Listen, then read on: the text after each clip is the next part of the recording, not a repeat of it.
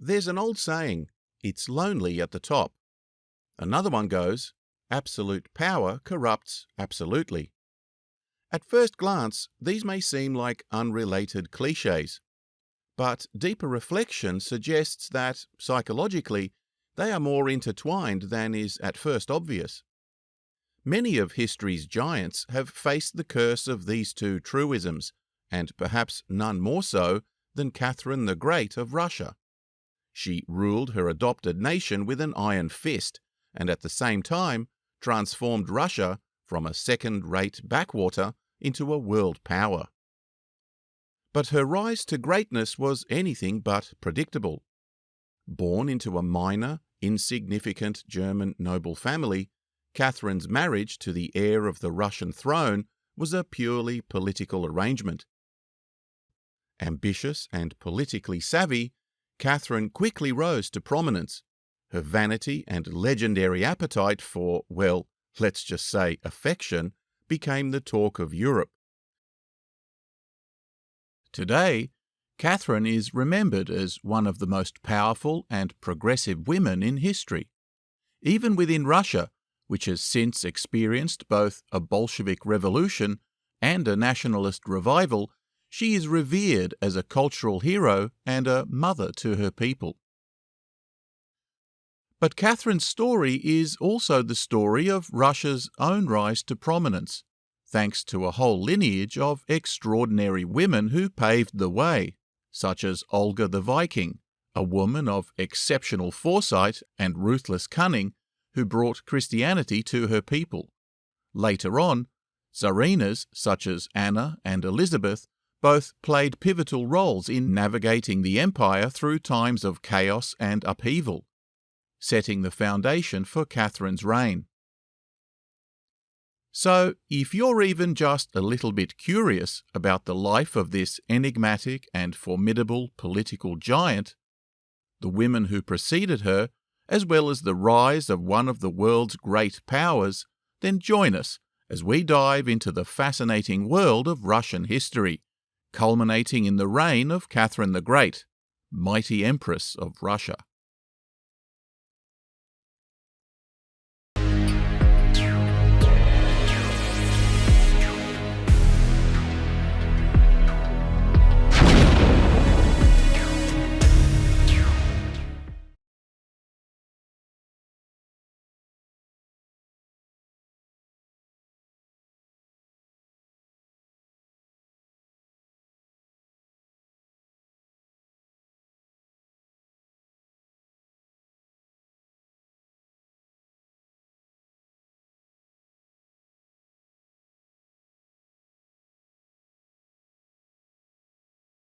Our story begins in the 9th century.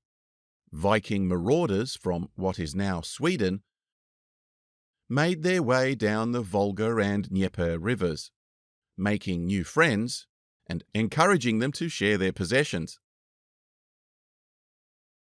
These Vikings were having such a good time that a few from the clan of Rus decided to stick around, while the rest continued on their merry way, even ending up in Byzantium, where their fierce, blonde-haired, axe-wielding warriors became the exotic Varangian guard of the emperor. But back upriver, a problem soon emerged. The local Slavic tribes had long been paying tribute to the powerful Khazar Khaganate, a nomadic Turkic empire that controlled much of the Silk Road trade flowing to Byzantium. To be fair, the Khazars had become a major headache for pretty much everyone in the neighbourhood. Not only were the Byzantines fed up with them, but even the neighbouring Arab Umayyads in Syria and the Abbasid Caliphate in Persia were on the receiving end of their constant provocations and extortion. Now, Vikings were nothing if not resourceful. While they were busy raiding from their new stronghold at Kiev, they figured out that instead of constantly plundering these Slavs, they could perhaps merge them into a new kingdom under Viking sovereignty. With numbers on their side, they might just be able to give the Khazars a taste of their own medicine and, at the same time, grab a piece of that juicy Byzantine and Arab trade revenue from the Silk Road. So it was that by the late 960s AD, after successive sorties into Khazar territory, the Kievan Rus, as they were now called, had completely destroyed the Khaganate, led by their new king, Sviatoslav I, whose name, by the way, is a Slavic version of Sven. Of course it was. Now, Sviatoslav, was a naughty boy, but his mother, Princess Olga, takes the cake for Viking boss chick Mamacita. When Sviatoslav was just a wee lad, his father, Prince Igor, was continuously at war, trying to expand along the Dnieper and Volga floodplains. The locals, as you might expect, weren't exactly keen on embracing Viking culture, which, as we all know, revolves around pickled herrings and heavy metal. One local tribe, the Drevlians, got fed up and ambushed Igor, killing him. They then sent a delegation upriver to inform Princess Olga that her husband was now dead, and if she knew what was good for her, she would come back with them, marry their chief, and hand over the domains as a dowry. Olga, being the practical Viking woman that she was, replied that a dead husband was indeed a useless one, and of course she would marry their chief. But first, she said, she had to make herself presentable. Could they please return the next morning? And when they did, they should remain in their boats so that her people could honour them in proper Viking style.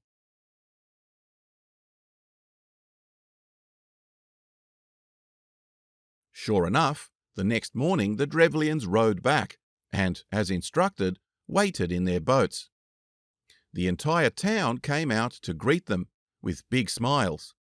Olga's men picked up the visitors' longboat, delegation still inside, and carried it through the streets, hoisting it aloft like a peculiar Viking palanquin. The visitors were most impressed as they arrogantly made their way through town, waving like royalty. But as they rounded a corner, the Drevlians suddenly found themselves being dumped into a massive pit, which had been dug overnight. Olga's men promptly buried them alive. As they suffocated under shovelfuls of soil, Olga leaned over and asked them how they liked their Viking hospitality. But our princess was far from finished. She now sent her own messenger to the Drevlian chief, asking him to send his most distinguished officers as an honour guard to escort her to him with appropriate regal dignity. Unaware of the fate of the first group, the chief gathered his best advisers and commanders and sent them upstream. When they arrived, she told them that it was Viking custom to only receive visitors after they had bathed and been properly groomed, and that in their honour she had prepared a lovely sauna for them to freshen up before dinner. The distinguished guests were bid into the bathhouse, and while they blissfully steamed away, she had the entire building set ablaze, wiping out the entire delegation in a huge bonfire. Still not done, Olga now sent another message to the Drevlian chief, telling him that she would soon arrive, but asking him to send a squad of his best troops with food and drink, so that she could detour and properly mourn her late husband with a funeral feast. The chief, still none the wiser, obliged, and the two parties met. Olga performed the requisite rituals, and then they sat down to a feast. But while her men faked their drinking, they encouraged the Drevlians to overindulge, as it was indeed an auspicious event. By nightfall, the Drevlians were thoroughly tanked, and Olga's men promptly unleashed their vengeance, cutting down the flower of Drevlian manhood, egged on by their ruthless queen. The next day, with the Drevlian forces decimated, Olga led her army to rout the remaining troops and lay siege to their cities, one by one. The final holdout was Korosten, the very city where her husband had been ambushed and killed. After a year-long siege, Olga offered the defenders peace terms, but the townsfolk feared she would slaughter them for their involvement in her husband's murder. She promised them that all she wanted was 3 pigeons and 3 sparrows from each household as a token of reconciliation. Overjoyed, the townsfolk sent wagon-loads of birds out through the gates. But, of course, Olga had another trick up her sleeve. She ordered her men to tie a piece of sulphur to each bird's leg, set them alight, and release them. The birds flew straight back to their roosts, and within hours the entire city was ablaze. The fleeing survivors were swiftly put to the sword or taken prisoner. Needless to say, Princess Olga never remarried. She ruled as regent until her son came of age, and now used her time to establish new towns, trading posts, and even a legal code. She also reformed the tax system, securing her legacy as a fierce and wise ruler.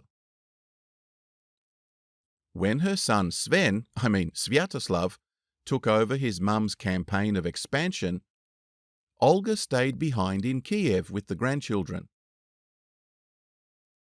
But rather than settling into the quiet life of a babysitting grandma, she continued to defend her realm, even fighting off several invasions in her son's absence.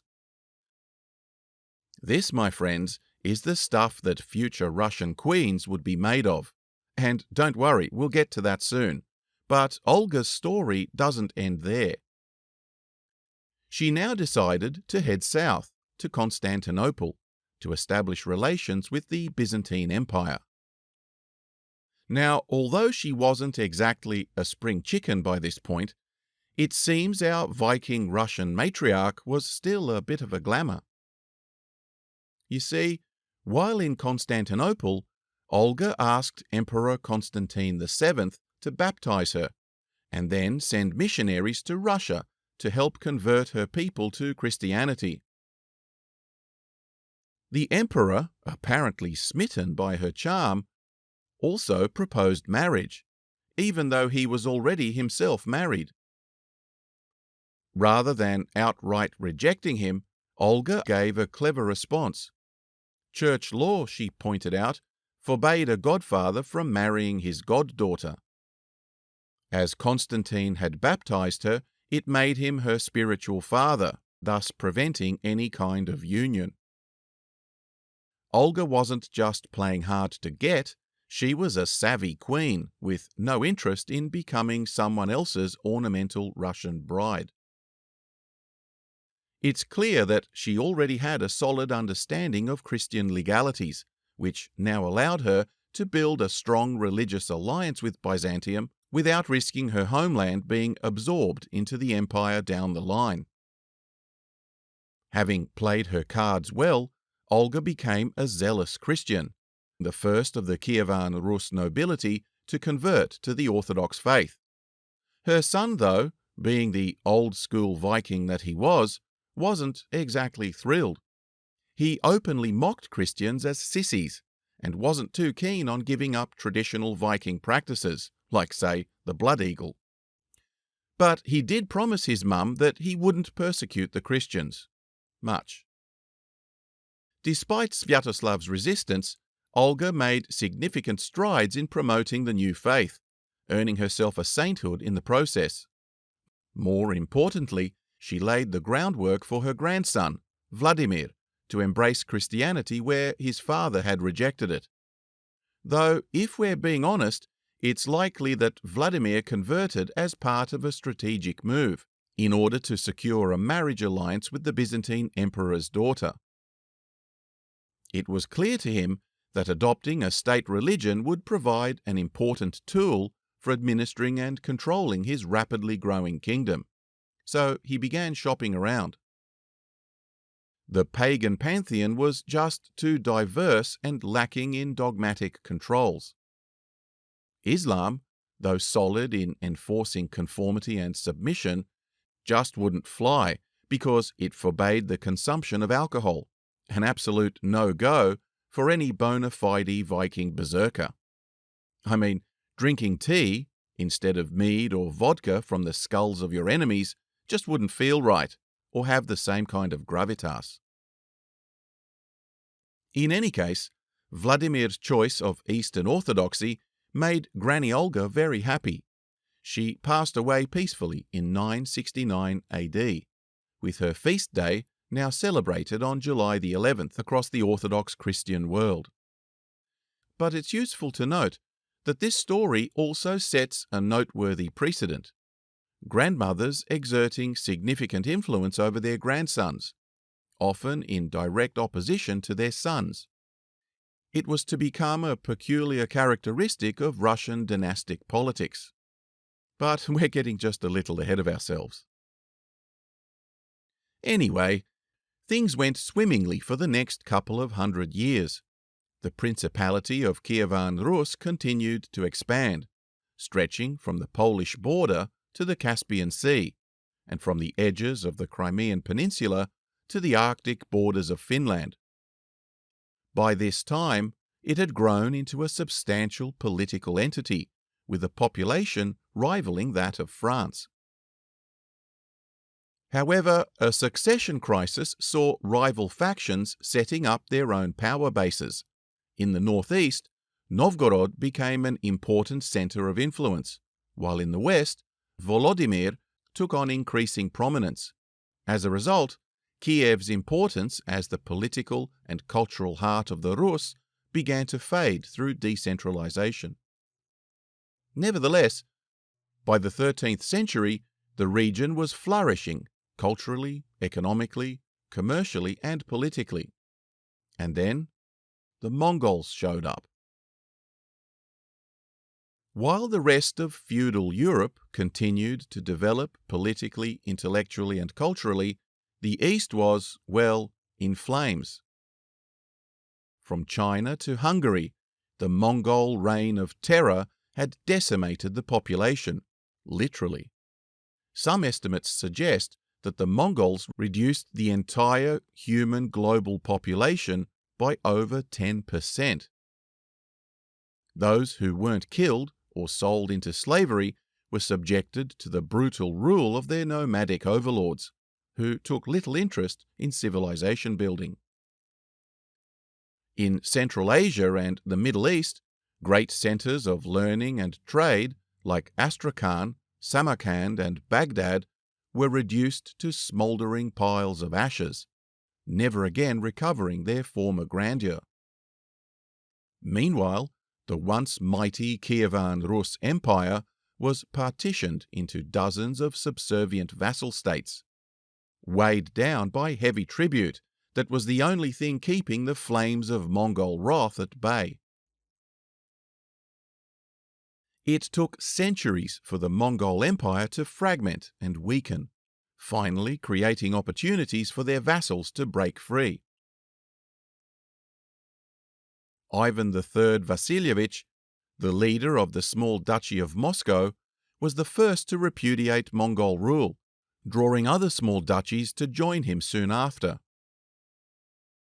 Yet others, like Novgorod, Tver, and Pskov in the north, tried to go it alone, while lands to the west were absorbed by Poland, Lithuania, the Teutonic Crusader states in the Baltic, and Sweden. By this time, the descendants of the Kievan Rus were thoroughly Orthodox Christian, and their shared faith became the glue holding their identity together, despite the vast distances between them and the annexations by Catholic or Muslim states. Uniting these scattered Orthodox lands under one banner became a defining mission for subsequent Rus princes, especially after the fall of Constantinople, and indeed the entire Byzantine Empire to the Turks in 1453. Styling themselves as the Third Rome and the true bastion of Christianity, shaped the Russian people's relationship with each other and with their neighbours.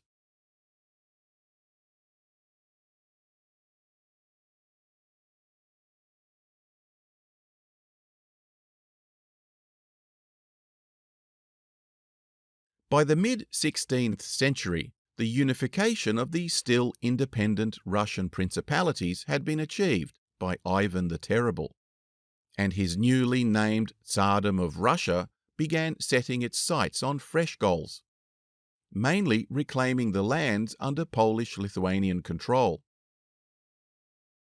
Russia also expanded east into Siberia and south into the vast wilderness of Ukraina, or the Ukraine, which, in case you didn't know, means borderlands or frontier in the Slavic language, then under the dominion of the Catholic Polish-Lithuanian Commonwealth.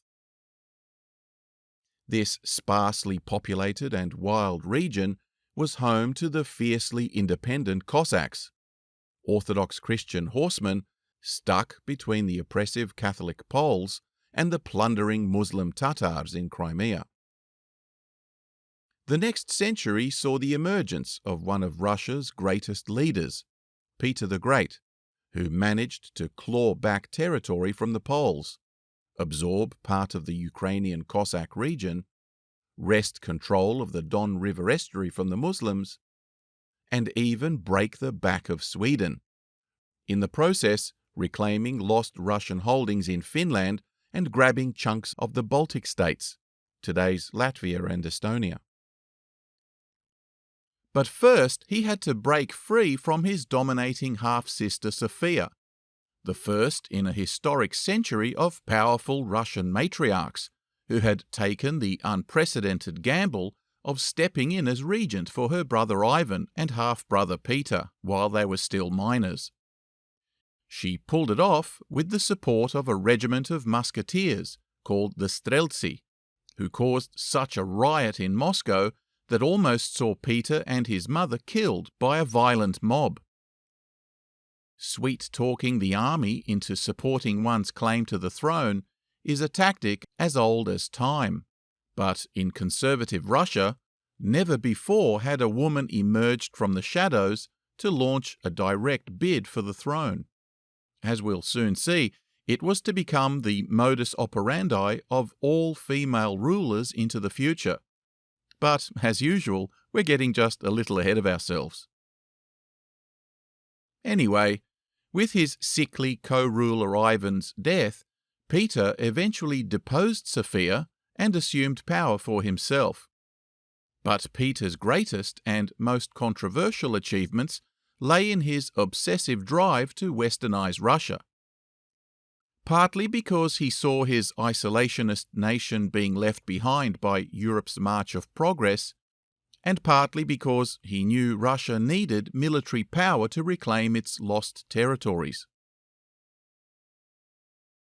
He launched an enormous building program, establishing a new capital on the Baltic coast, reclaiming a marshy and mosquito-ridden coastal estuary which was to become St. Petersburg. His vision for this new city was to create the Venice of the North, which would become a powerful symbol that Russia was now a modern European nation.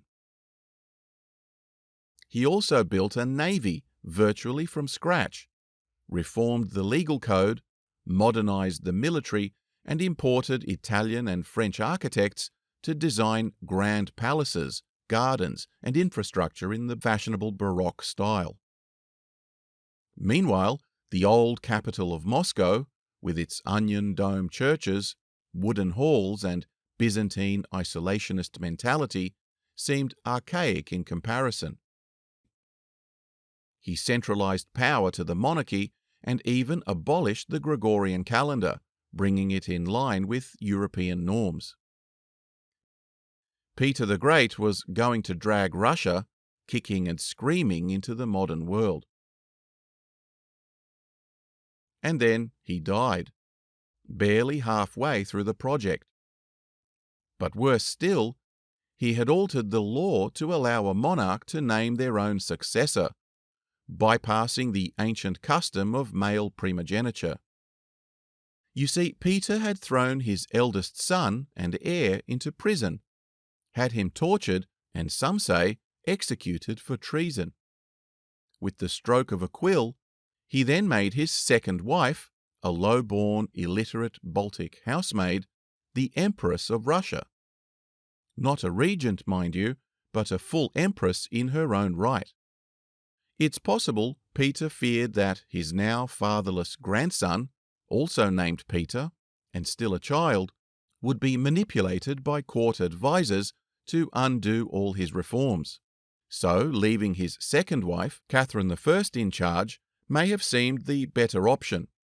Just to be clear, this wasn't our Catherine. She comes into the picture a little later as Catherine II. Now, disappointingly, the new Tsarina Catherine knew she wasn't up to the task of ruling, and despite her deceased husband's plans, she nevertheless left the business of governing to her Privy Council, who promptly got to work lining their own pockets, as well as repealing all of Peter's reforms, just as he had feared. They cunningly treated her to a life of indolent luxury. The poor old Tsarina would be subjected to a grueling daily schedule of rising from bed at 4 in the afternoon, and then was expected to swan about, entertaining guests and partying till 10 the next morning, completely neglecting not only state affairs, but also the education and care of her 10 children, only 2 of which ever survived their childhood. Her step-grandchild, Peter II, heir to the throne, fared even worse, growing up in complete idleness. You see, Catherine, like many Russian aristocratic women of the time, had been swept up in the new French irreligious liberalism, which offered a level of social freedom that previous generations of Russian women couldn't have even imagined. Gone were the days of pious, secluded housewives who were forbidden any form of social or political participation. Now, all things French and decadent were in, and boy did they run with it. One can only wonder what old St. Olga, the all-conquering Viking river queen, would have made of it all.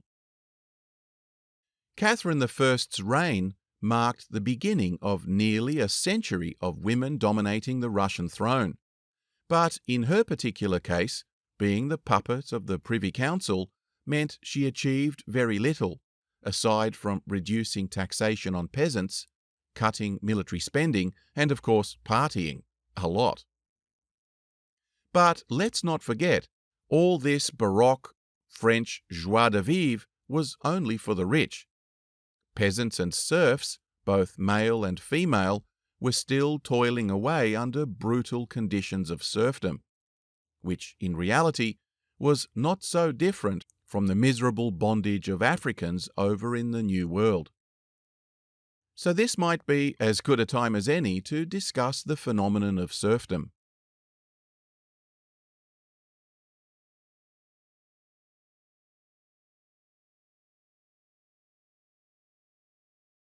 Several early forms of serfdom emerged as far back as the 9th century in Russia. Individuals who were possessed by others as chattel property were referred to as kholopi. This word shares its root with other Slavic terms for man, boy, or person, and can still be found in modern words like człowiec, človek, or człowiek. A person could become a cholop by being captured in war, by selling themselves into servitude due to poverty, by being sold for debts, committing a crime, or even through marriage to another cholop. A cholop's master had unlimited power over their life. He could kill them, sell them, or transfer ownership to settle a debt.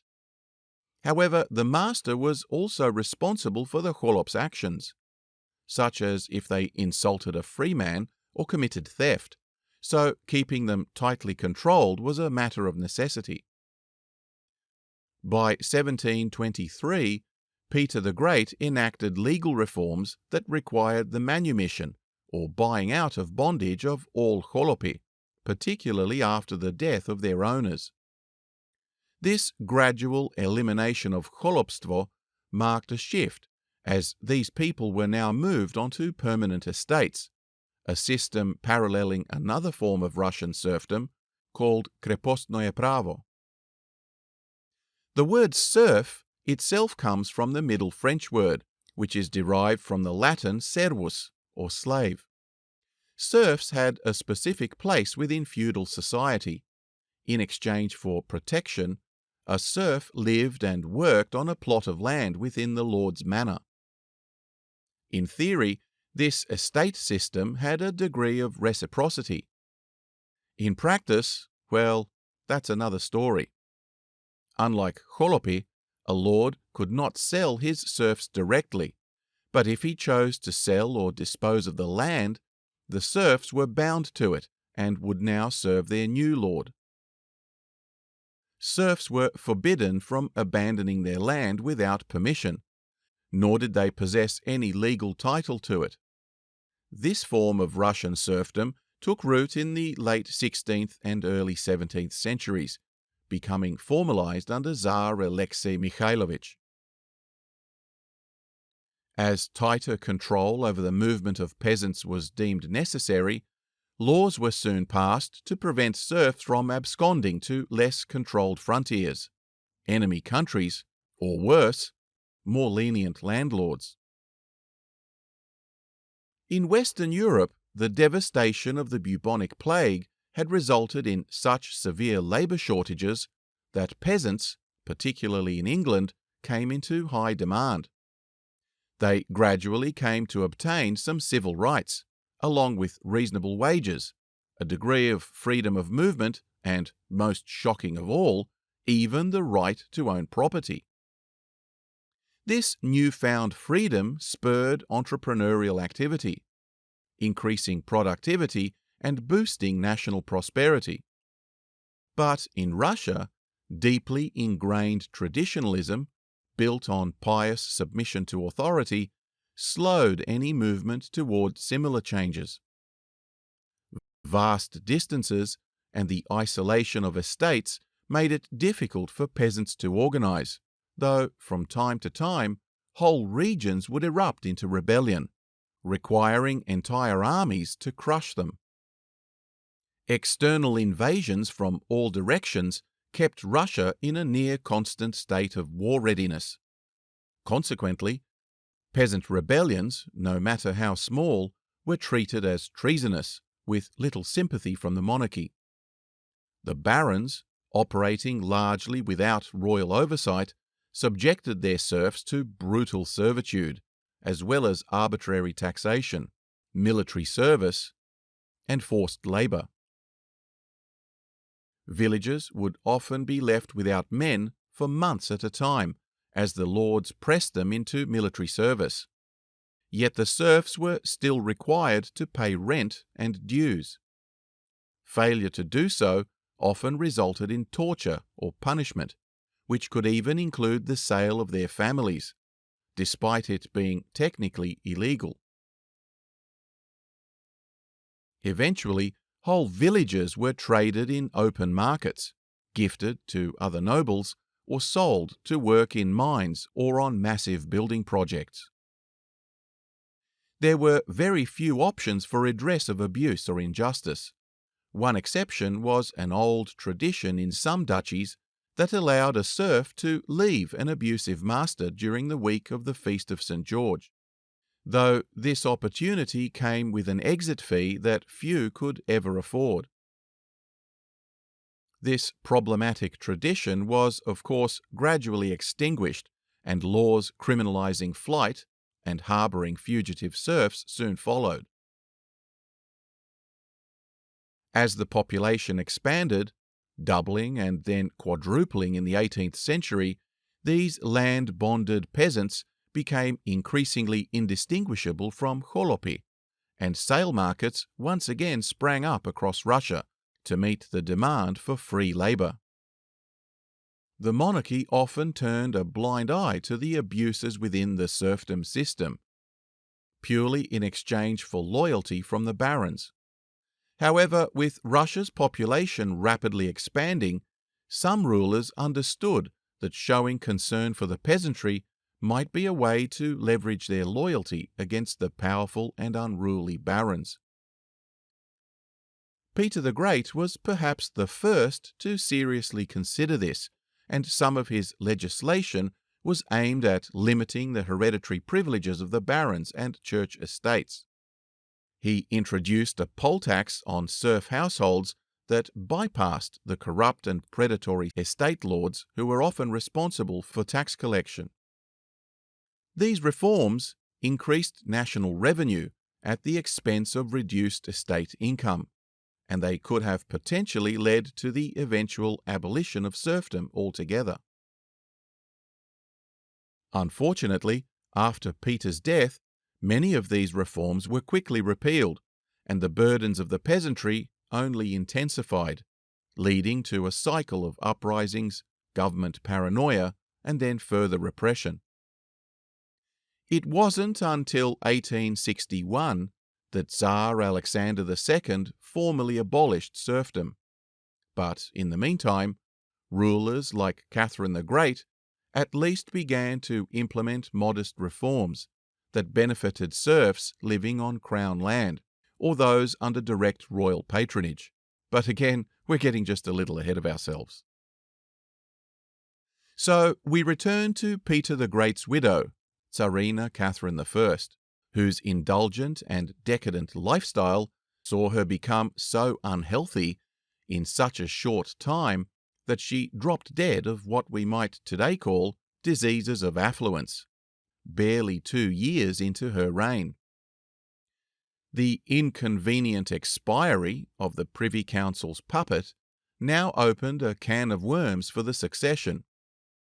Rival dynastic factions, descendants of Peter the Great's first and second wives, began squaring off, putting forward both female and male candidates for the throne. You'll recall that Catherine I was supposed to act as regent for her step-grandson, Peter II, the son of Peter the Great's treasonous son Alexei. But the Privy Council had other plans. They raised the boy in a carefree bubble of luxury, intentionally unprepared for the role of emperor, turning him into yet another puppet, while they stripped the treasury bare and brought the country to the verge of ruin. Unfortunately for the council, Peter II selfishly died prematurely of smallpox before he could marry and produce a new puppet for them. With his death, the direct male line of the Romanov dynasty was officially extinct. The council now scrambled to find another indolent sucker among the remaining female candidates. They eventually settled on Anna Ivanovna. You'll note the patronymic custom used to show lineage after the first name. Anna Ivanovna was already regent of the Teutonic Duchy of Courland, now part of modern Latvia, and she was a childless widow low on funds, perfectly positioned, or so they thought, to be a docile, compliant figurehead. The Privy Council made Anna an offer she couldn't refuse. They would make her Empress of Russia if she signed a decree vesting all executive power solely to the council, in effect relegating herself to little more than a constitutional monarch. But within a year, Anna, surrounded by sycophants and possibilities, got stars in her eyes. Tearing up the contract, she sweet-talked her bodyguards, veterans of her father's beloved Preobrazhensky regiment, who on her behalf instigated a coup. The ministers of the Privy Council were unceremoniously ousted, and Anna now claimed full autocratic sovereignty. She was going full Olga on these bureaucrats. Turns out Anna, bless her, wasn't such a dummy after all. The newly empowered Tsarina formed a brand new council, staffed it with loyal ministers, and then sat back to let them handle affairs. But just to keep them in line, she found herself a virile young toy boy, made him a duke, and plopped him right into the centre of the Privy Council. where he caused a whole lot of headaches. I mention this because the tactic of setting your lover boy like a cat among the pigeons inside the council would become a staple move for future Russian queens. Of course, being the queen's love stud was no picnic. You had to be at the top of your game, both under the sheets and in council espionage, as well as basically being a yes man to an already overindulged and paranoid tyrant. Fail at either, and you'd find yourself quickly replaced by a fresh favourite, or two, or maybe even three. Queen Olga would have been proud. But Tsarina Anna didn't stop there. She established a secret police bureau, with informants reporting directly to her. If you think the Soviet KGB was off the chain, Anna's agents employed public torture, murder, and banishment to Siberia on a scale that would have made Stalin proud. She single-handedly populated continental eastern Russia with convicts, settlers, on a scale that makes the British colonization of Australia look amateurish. In fact, some historians think she may have even been its inspiration. The Tsarina also formed a new bodyguards regiment to keep tabs on the ones who had installed her, just in case they got any ideas about doing it again. She also blew astronomical amounts of government cash on lavish building projects like there was no tomorrow. Many of the beautiful buildings and waterfront of St. Petersburg were initiated by her. The fact that Russia was now teetering on the edge of political and economic chaos was of no concern to her. For Anna, ignorance really was bliss. But as the treasury ran dangerously low, murmurings of discontent grew louder, despite the fear of Anna's secret police. On the other side of the family tree, Elizabeth Petrovna, Peter the Great's sole surviving daughter, was fuming at the wasteful expenditure occurring without any regard for the national interest. Elizabeth, too, had a claim to the throne that was widely considered legitimate, and she was most displeased with Anna's latest move.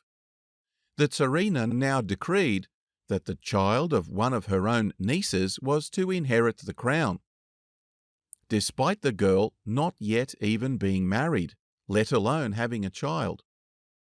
So Elizabeth's supporters began plotting a coup against their now entrenched Tsarina. But they didn't have to wait long. Anna, like Catherine I before her, eventually died from overindulgence and good times. Despite her niece duly marrying and even giving birth to a son, proclaimed Tsar Ivan VI, the same Preobrazhensky guards that had installed Anna now promptly arrested both the child and his parents, with the full support of even Anna's own Izmailovsky guards.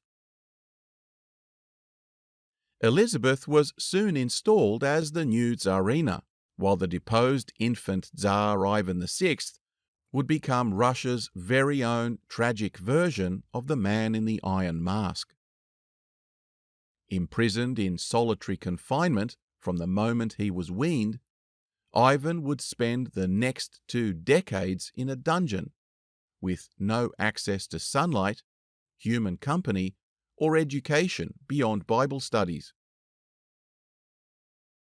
He was known only as Prisoner Number 1 by guards who were unaware of his true identity, these being instructed to kill him if any attempt was made to free him.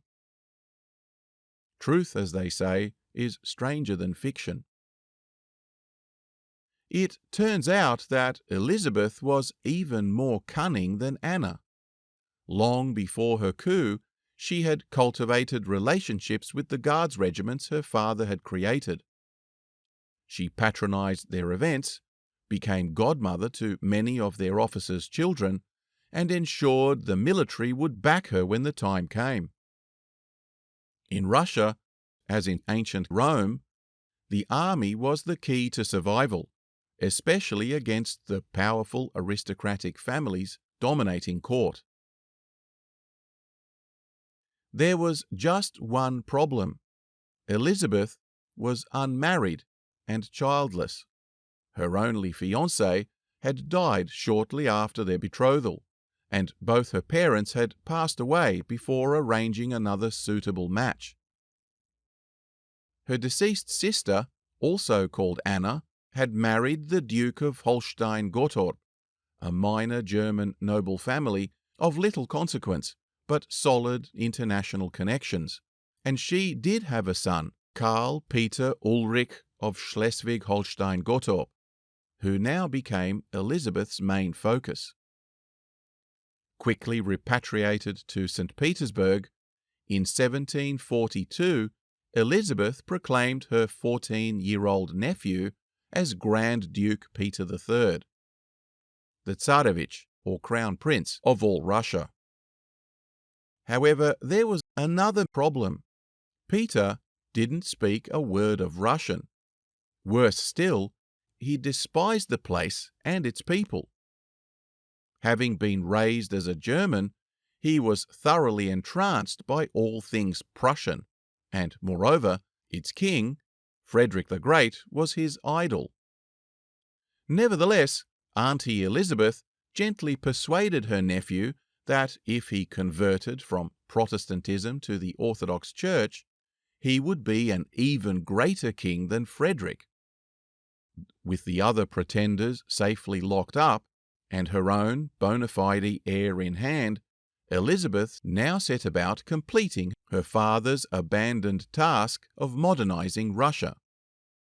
Under her reign, art, science, and fashion flourished. Elizabeth established Russia's first university and initiated Russia's literary golden age, starting with translations of foreign works, including the scandalous writings of Voltaire, with French soon becoming the official language of court communication.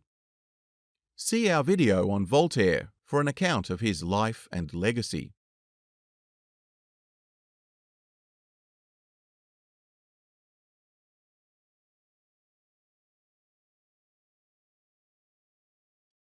Now, in the late 17th century, Sweden was the preeminent naval and military power in Northern Europe, controlling key territories around the Baltic Sea, including present-day Finland, Estonia, Latvia, and even parts of northern Germany. Russia, on the other hand, was largely landlocked, completely reliant on the White Sea in the Arctic for access to Western Europe, an area that was frozen for much of the year. Peter the Great, inspired by Western naval powers, was determined to gain a window to the west through the Baltic. To achieve this, he had engineered an alliance of continental powers, including his old enemy, Poland-Lithuania, as well as Denmark-Norway, both of whom resented Swedish domination and were also itching to grab a piece of the lucrative Baltic Sea trade.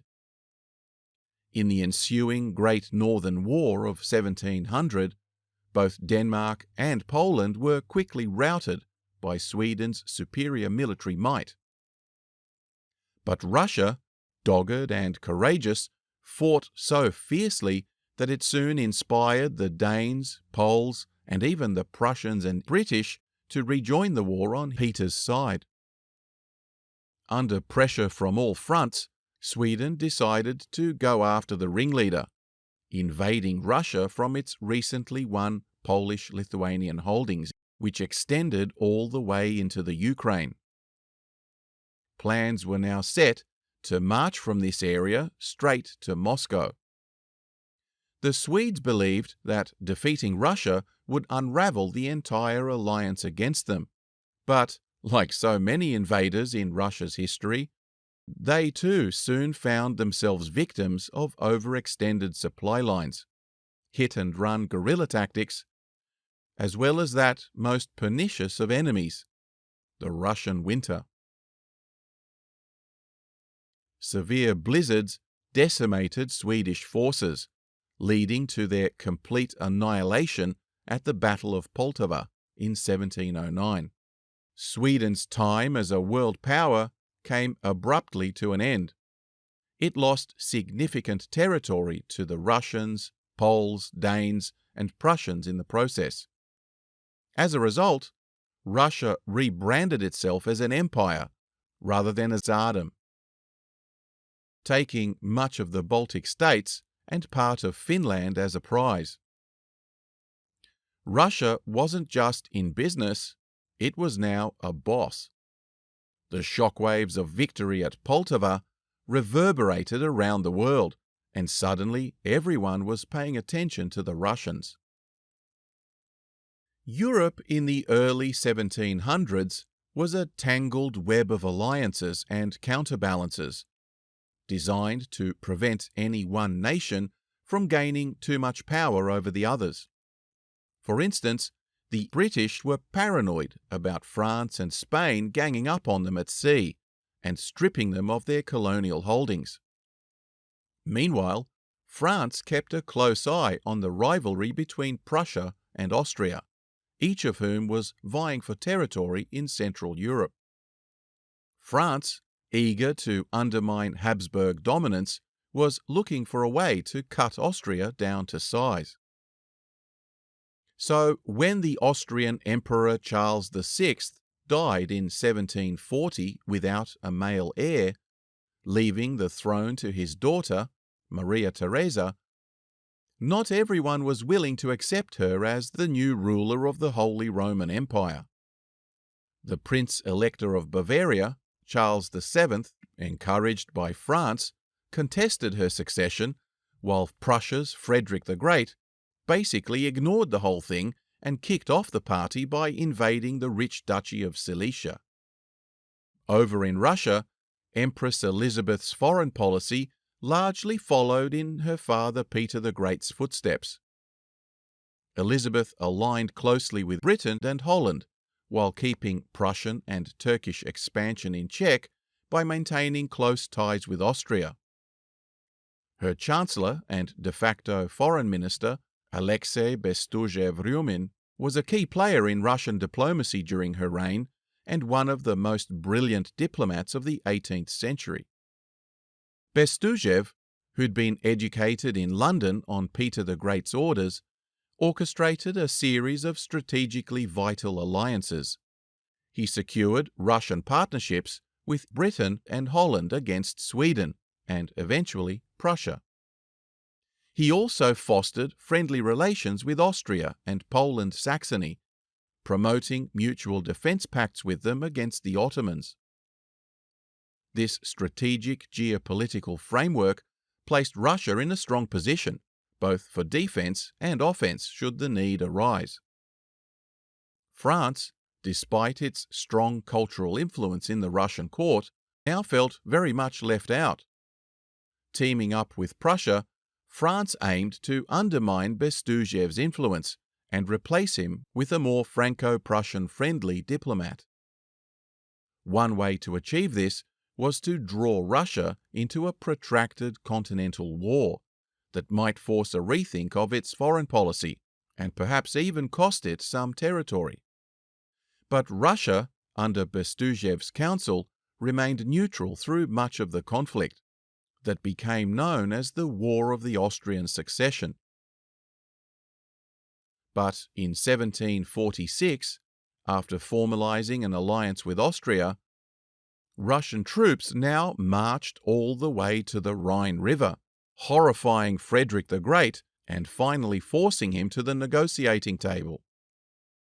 This act boosted Russia's reputation as a diplomatic deal broker, and surprisingly, it led to a reversal of several long-standing alliances after the eventual peace treaty was signed in 1748. Following the Treaty of Aix-la-Chapelle, Britain abandoned its long-standing alliance with Austria and instead allied with Prussia, worried that its Hanoverian holdings were now dangerously exposed to both Prussian and French ambitions. This, of course, pushed the enemies of Prussia into alliances with France. Austria, still smarting from the loss of Silesia to Prussia, switched from being allied with Britain to teaming up with France, which no longer viewed the Habsburgs as a threat. Even the Dutch, traditionally wary of both France and Spain, now became increasingly anti-British, seeing them as the established naval superpower that might threaten Dutch mercantile and colonial interests. But it's important to note that despite these peculiar political shifts, the old hatreds remained intact. Austria still loathed Prussia, and Britain still had it in for France, and as for the French, well, they still hated everyone. Some things never change, no matter the political vicissitudes.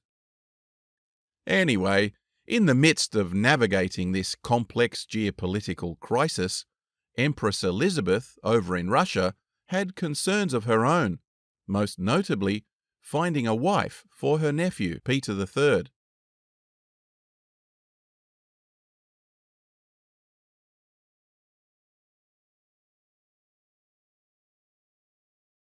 It didn't take long for Elizabeth to settle on a bride for her nephew. She chose the Holsteiner clan, the same family of her own deceased fiancé. The Holsteiners were another politically insignificant German clan, but one she nevertheless respected. Her pick was young Princess Sophia of Anhalt-Zerbst, the niece of her tragic lost love. 15-year-old Princess Sophia's father, Prince Christian, was a clean-living, principled and God-fearing military man. His service and competence were unquestioned, but perhaps because of these qualities, he never gained much prominence in the Machiavellian snake pit that was the Prussian court. Consequently, the family was relatively poor and inconsequential in aristocratic terms. His wife, Joanna, on the other hand, was ambitious beyond measure and a schemer par excellence. She longed for the glamour, fashion, and intrigue of European courts, but instead had to endure the frugal existence of an army officer's wife. To make matters worse, Joanna had little interest in motherhood, viewing her children simply as pawns to further her own personal ambitions. So young Sophia had minimal emotional support from her mother. She adored her father, but he was often away. As a result, Sophia spent most of her childhood with her governess and tutors, who were migrant Protestant Huguenots. They introduced her to French literature, philosophy, and manners, fostering a love of learning in the young princess.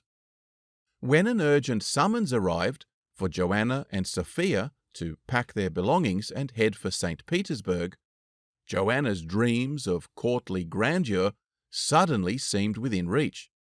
But there was more. Just a day later, another courtier arrived from the Prussian court, instructing them both to detour to Berlin for an interview with King Frederick the Great before they continued on to Russia. Frederick, ever the schemer, had caught wind of the message from St. Petersburg through his spies. Now he had a proposal of his own. For those confused, just a quick clarification. The names Prussia and Russia are unrelated. Prussia was a Protestant German state in Northern Europe, originating from the Teutonic Crusaders of the 13th century. Russia, on the other hand, as we've discussed, is an Orthodox Christian state in Eastern Europe, deriving its name from the Viking Rus clan. I hope that clears things up. Frederick's primary concern was Russia's growing opposition to his expansionist ambitions in Europe. He wanted to manipulate Russian popular opinion and state policy in his favor, ideally forming an alliance. A marriage between the Russian crown prince and a German bride from a family under his influence seemed like the perfect opportunity to further his goals. When Joanna and Sophia arrived in Berlin, Frederick interviewed the young princess and found her charming, intelligent, and well-read, though, in his opinion, a bit plain. As far as Frederick was concerned, the real prize, however, was her mother, Joanna. Recognizing her ambition, Frederick saw in Joanna a zealous and willing espionage agent, eager to infiltrate the Russian court for king and country, and no doubt personal gain as well. He gave her careful instructions and connected her with handlers already embedded in St. Petersburg. Joanna's mission was to improve Prussia's relations with Russia, even if it meant scheming against anti-Prussian courtiers like Bestujev. What could possibly go wrong? A doe-eyed 15-year-old Sophia and her scheming mother set off incognito for Russia, without her father. Empress Elizabeth, concerned that the devout Lutheran officer might object to his daughter converting to Orthodox Christianity, had basically uninvited him from his own daughter's future wedding. Just like that. Little did the teary-eyed Sophia know that she would never see her father again. As they crossed the Russian border in the winter of 1744, secrecy was finally abandoned, and peasants now lined the roads to greet the young princess in every town. When they finally arrived in St. Petersburg, they were welcomed by cannon fire from the Admiralty in their honour. But the Empress wasn't there. She had already left for Moscow weeks earlier, leaving them to settle in at the Winter Palace. Sophia was eager to explore the city, while her mother wasted no time writing to the Empress to express her gratitude, without ever once mentioning her daughter. Joanna clearly saw herself as the star of the show. She also quickly connected with Frederick's agents, and her scheming began in earnest. Coming under the protection of the city's lifeguard regiments, among the many sights Sophia was shown was the Preobrazhensky Guards barracks, if you recall, the very regiment that had installed both Tsarina Anna and Elizabeth on the throne. The stories of these dramatic historical events were recounted to Sophia, though little did she know how significant these guards would be in her own life in the years to come. Soon, mother and daughter were off again, this time to Moscow, for the celebration of her potential fiancé's birthday on February the 10th. Travelling day and night in a convoy of horse-drawn sledges, they covered the entire 400 miles, arriving just before the big event. Grand Duke Peter Feodorovich was a rather pasty, unhealthy-looking and unattractive teenager. Born in Kiel in 1728 as Karl Peter Ulrich, he had lost his mother Anna, Elizabeth's sister and Peter the Great's daughter, when he was just 3 months old. His father, the Duke of Holstein, was shamefully neglectful and himself died a decade later, leaving the boy in the care of a cruel, manipulative tutor who believed that harsh punishment, ridicule, and humiliation were the hallmarks of a proper masculine German education. The result? Peter grew into a cowardly, capricious, and immature adolescent with little capacity for affection or empathy. He was completely absorbed in childish pastimes, such as playing with toy soldiers, puppets, and indulging in blind idolatry of all things Prussian, especially his hero, Frederick the Great. He was also taught by his tutor to despise all Slavs, including his Russian kin, and still remained staunchly Lutheran, despite his destiny as the crown prince of Orthodox Russia. Clearly, this was a problem that Auntie Elizabeth would need to address urgently. Partly out of a love for her deceased sister, and partly out of a desire to see Peter the Great's lineage continue, Elizabeth threw herself into preparing Peter for his future role. But she was astonished at how backward and poorly educated he was. He knew plenty about guns and uniforms, but not much else, nor did he care to. As he grew older, it became painfully clear that Peter was an idiot. So Elizabeth came up with a new and familiar plan. Get Peter married, have him produce a male heir, and then step in from day one to groom the child as the future emperor, instead of his father. After all, she had the legal authority to choose her own successor. If Peter gave her any trouble, she'd lock him up with the other forgotten pretender, Ivan VI, and throw away the key. Nothing would interfere with her plans for a powerful and stable Russia, not even the legitimate heir to the throne. When Princess Sophia and her mother finally met the Empress, they were awestruck. Tall, voluptuous, elegant, and radiant, Elizabeth was a striking figure. Her jewel-encrusted gowns were never worn more than once, and her skin practically glowed. Foreign diplomats and Russian courtiers alike were captivated by her beauty and her presence. She had her father's piercing blue eyes and quick wit, as well as her mother's earthy vitality and hedonistic, indulgent sensuality, derived from her Latvian peasant mother, Catherine I. Though Elizabeth had taken the throne in a coup, she knew her position was precarious, totally reliant on the support of the army, as well as the blessing of the Orthodox Church. So she took great care to sponsor the officer corps and cultivate close ties to the clergy. Despite her preference for fashion and architecture over politics, she genuinely pursued policies that would benefit Russia. Elizabeth was renowned for her generosity, but if her interests were threatened, or worse, her vanity affronted, she could be severe beyond reason. One had to choose their words carefully around the Empress.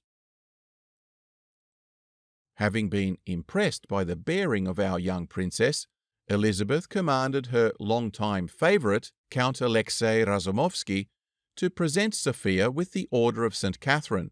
Clearly, she had made a good impression, and Elizabeth was now eager for things to move along quickly. Later that same evening, Sophia dined for the first time with her fiancé. At first, things went well. Peter said he was glad that she was both German and a relative, as it made him feel comfortable and trust her more intimately. He said he couldn't wait to share his deepest feelings with her, which he then proceeded to do, but not in the way you might think. You see, having got off to a good start, he now proceeded to tell her how much he hated Russians, the Orthodox religion, and how he was in love with one of the Empress's ladies-in-waiting, but who Auntie had forbidden him to liaise with. Shocked, Sophia could only sit by and smile. Despite this disappointment, Peter graciously told Sophia that he was nevertheless prepared to marry her, and he was sure they would get on famously. What a slap in the face to a girl who had travelled hundreds of miles into the unknown to marry this stranger. It would soon become painfully clear to Sophia that she was about to marry a completely infantile buffoon. Now, for a teenager, Sophia was astute enough to understand her role in this arrangement. For now, it was enough that she had made a positive impression on both the Empress and her groom-to-be. Realizing the importance of adapting to her new country and people, she dutifully rolled up her sleeves. Delighted by this enthusiasm, Empress Elizabeth assigned her several tutors to study the Russian language and culture. She also appointed an Orthodox priest to act as Sophia's personal chaplain. The young bride-to-be threw herself into her studies with such dedication that she could often be heard pacing her room in the wee hours, practicing her pronunciation of Russian words. Within a month, she could hold a basic conversation in Russian, to everyone's astonishment. However, her late-night exertions soon caught up with her, and in the deep Russian winter she succumbed to a chill that quickly developed into pneumonia. As Sophia's condition deteriorated, her mother Joanna, terrified that the illness might jeopardize the marriage, and by extension her own ambitions, scolded Sophia for being so weak, even abusing her in front of the frantic servants. When the Empress, who had been away on a short pilgrimage, returned to find Sophia on the verge of death, her mother Joanna, far from being a concerned parent, began profusely apologizing for her daughter's embarrassing fragility. Furious, Elizabeth had Joanna immediately sent away, and now personally took over Sophia's care, even staying at her bedside day and night, potentially risking her own health to nurse the girl back to vitality. As she lay, delirious with fever, occasionally Sophia would incoherently mumble words that she had been learning in Russian, and for a while it seemed that she was on the verge of death. Joanna, in an attempt to interfere, sent for a Lutheran pastor to confess her, but Sophia, even in this weakened state, sent him away, insisting that from now on she would only see her Orthodox father, the Russian chaplain assigned to her. Needless to say, this request increased her stature immeasurably in the Empress's eyes, and as the weeks dragged on, Sophia slowly began to recover. Stories of the abusive mother and the young girl's stoic devotion to her new Russian faith spread through the court, earning Sophia the sympathy and respect of both Russian and foreign courtiers alike. The illness proved to be a turning point in the Empress's relationship with Joanna. Despite her being the sister of Elizabeth's deceased fiancé, it became clear that Joanna was unfit to remain in the inner circle. The Empress replaced her as Sophia's caregiver with one of her own ladies-in-waiting. Enraged, Joanna withdrew to her chambers, where she intensified her scheming with German and French ambassadors, plotting intrigues aimed at neutralizing the influence of Vice-Chancellor Bestuzhev. But Bestuzhev was no fool. His agents intercepted and deciphered Joanna's secret letters to and from Berlin, compiling a dossier of highly inflammatory material, which was now presented to the Empress. Elizabeth, though already disappointed with Joanna's mothering, never expected her one-time almost sister-in-law to betray her hospitality with such treachery. Confronting Joanna, Elizabeth now threatened to send her home and cancel the entire wedding. But instead, she marginalized Joanna from court and had all her movements closely monitored, while continuing to focus on grooming Sophia to be the Grand Duke's wife. By late June, Sophia had passed her Orthodox Church examination with flying colours. The Empress, well pleased, now, as was the custom, gave Sophia a new Russian name, which henceforth would be Yekaterina Alexeyevna Romanova, in honour of her own mother, Catherine I. The very next day, the young couple's public betrothal ceremony was held at the Uspensky Cathedral in Moscow, where all the Tsars of Russia were historically crowned. At just 16 years of age, our once inconsequential German princess had now become Catherine, the Grand Duchess of the Russian Empire. It was now time, according to custom, for the Empress to gather the court and proceed on a pilgrimage to Kiev, then considered the mother of Russian cities. As the royal entourage snaked its way 500 miles southward, peasants gathered in every town to prostrate themselves before their monarch and offer her gifts of bread and salt. Processions of priests carrying icons and banners, followed by worshippers singing hymns, greeted them joyously at each stop. The widespread poverty was heartbreaking, but our newly rechristened Catherine was struck by the simple piety and devotion the people showed toward the Empress and herself, now lovingly called their matrushka, or little mother. This journey deepened Catherine's devotion to her adopted people, but within the imperial party things were less serene. She had to endure the childish ramblings of her fiancé Peter, as well as the constant grumbling of her mother, who frequently got into open screaming matches with her future son-in-law. The return trip in mid-December proved equally unpleasant until suddenly Peter became ill. He fainted and became bedridden. Horrifyingly, it turned out that he had somehow contracted smallpox. The Empress sent the rest of the entourage onward, while she herself stayed behind to nurse her nephew personally, again risking her own health, and potentially even her life, to see him through the recovery. When the party finally returned to St. Petersburg some months later, young Peter was the worse for wear, his face hideously pockmarked from the smallpox. Throughout the illness, Catherine had written daily to the Empress, expressing her concern and offering prayers for Peter's recovery.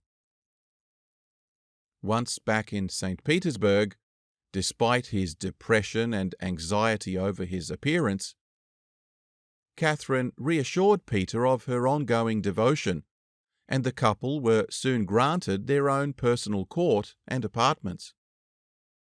Despite having separate rooms, Peter regularly visited Catherine, though these visits offered her little solace. He subjected her to endless one-dimensional dialogues about what he would do when he became emperor, never bothering to get to know her or ask her opinions. It was clear that Catherine was little more than another yes-man to Peter, who, having said his piece, would promptly abandon her for his toy soldiers or theatrical puppet shows. Her domestic life quickly became miserable, and she would spend more and more time alone, reading or riding around the estate with her chaperones. Despite her deepening loneliness, she noted in her memoirs, "I evinced marked consideration to the Grand Duke, and most assiduously sought the affection of the people." As the wedding day approached, Catherine grew more despairing, often weeping for hours alone in her room. The thought of being married to such an infantile, selfish, and volatile husband filled her with dread. Her sense of self-worth plummeted as Peter showed no affection or even interest in her as a woman. But it was too late for second thoughts. The Empress was keen to cement the union and for them to produce an heir as soon as possible, to quell any potential threat of restoring the imprisoned Ivan VI to the throne. So it was that in August of 1745 a magnificent wedding was held, followed by a lavish ball attended by all the great noble families of Russia. The party had barely begun when the impatient empress personally escorted the couple to their newly furnished bedchamber. Her ladies-in-waiting undressed the young bride and ushered her into bed, where she waited, shivering and bewildered, for her husband. By morning, it was clear that nothing had happened. The Grand Duke, it seemed, either couldn't or wouldn't consummate the marriage. Catherine, still highly naive, didn't know how to, shall we say, help things along. Her young husband's supposed liaisons frustrated her, but historians now suggest that he may have suffered from a congenital defect or perhaps even impotence, brought on by years of mental abuse and emotional neglect while he was a boy. Months and then years passed without Catherine ever becoming pregnant. Peter's frequent bragging about his prowess with the ladies led the Empress to naturally assume that the failure was entirely Catherine's fault. Eventually, she confronted her, venting her full fury. Until now, Elizabeth had lavished Catherine with gifts and favours, treating her generously, but now she accused her of neglecting her primary duty, producing an heir, no doubt the result of her being in love with another man. In truth, it was Peter who was failing to perform, but the Empress, for the time being, was blind to it. So, together with her adviser Bestuzhev, Elizabeth now took the step of banishing all the young couple's friends from court, and replacing them with stuffy middle-aged aristocrats whose job was to monitor their every move and pressure them into producing a pregnancy. This new arrangement had some small effect, bringing Catherine and Peter together in a shared distrust of their minders. But privately, Peter told her not to bother coming to his bed. Isolated and frustrated, Catherine now turned to the library, where she consumed every book she could find. During this time of seclusion, she discovered the works of Voltaire and a biography of Henry IV, the first Bourbon king of France. Henry's reign fascinated Catherine. Like her, he had changed his faith for the good of the nation. He had secured domestic peace through diplomacy rather than bloodshed, made France prosperous through trade and industry, and cared for the welfare of the peasants. He was loved by his people, being a cheerful and generous ruler, and, as a side note, he was a bit of a ladies' man, with scandalous accounts of dozens of sizzling love affairs, despite a happy marriage and his fathering no less than 14 children. For the lonely Duchess, unfulfilled as both a wife and a woman, Henry became an idol. She modelled much of her future ambitions on his reign. Unfortunately for Henry, he was assassinated by a Catholic extremist, though fundamentalist Protestants, who viewed him as a sellout, had also tried to kill him, no less than 14 times. But let's not get caught up in unpleasant details. Anyway, by 1752, Catherine had blossomed into a graceful, attractive young woman. With her charm, energy, and now voluptuous figure, she began to turn heads. Her chambermaid, who was essentially a spy for the Empress, softened her supervision, allowing Catherine some freedom to spend time with one of Peter's new attendants, a young nobleman named Sergei Saltykov. He was very handsome, and certainly had not his equal at the imperial court. Take him all in all, he was by birth, and by many other qualities, a distinguished gentleman. He tried to persuade me that he loved me passionately, and pursued me with ardour. Pursue her he did indeed, and passionately, and they began seeing each other almost daily. Even the Grand Duke couldn't but notice their flirting, and made snide remarks to other courtiers. Escalating gossip at court soon forced Saltykov to retreat to the countryside, while rumours of their affair cooled down. But, perhaps unsurprisingly, Catherine had become pregnant, though she tragically lost the baby during a journey to Moscow. By May the following year, she was pregnant again, but once more miscarried, this time during a hunting expedition. Her chambermaid confided that she knew who the father was, and even more shockingly, that the Empress did too. You see, Auntie Elizabeth had hired a local widow who already had children into volunteering to test Peter's virility. The Duke was lured into a seduction set-up, but months of fruitless cavorting confirmed to the Empress that he did indeed appear to be shooting blanks. For the good of the country, Catherine was now discreetly given the green light to produce an heir, with a suitable stud of her own choosing. Saltykov, it seems, was chosen to be the lucky candidate. By 1754, 7 whole years since her wedding, Catherine was finally pregnant for the 3rd time. This time, the Empress was taking no chances. She restricted Catherine's movements and appointed a midwife to be by her side 24 hours a day. But she also allowed Catherine to spend many happy days with Saltykov.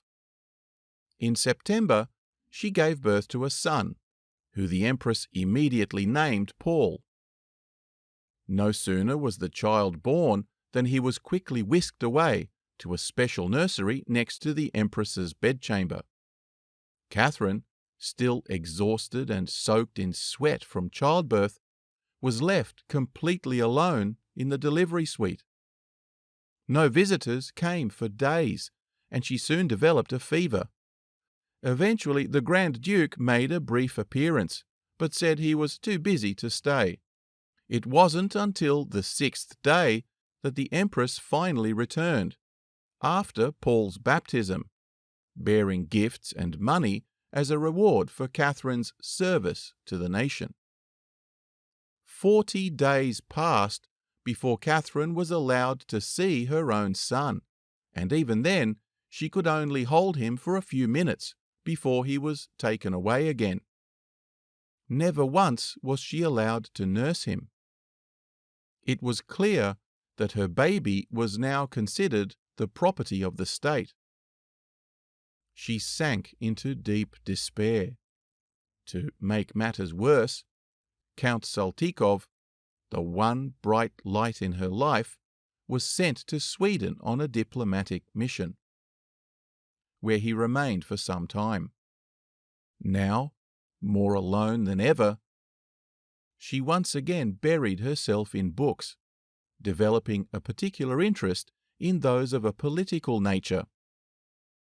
She devoured Montesquieu's The Spirit of the Laws, the Annals by Tacitus, and Voltaire's Spirit of the Nations.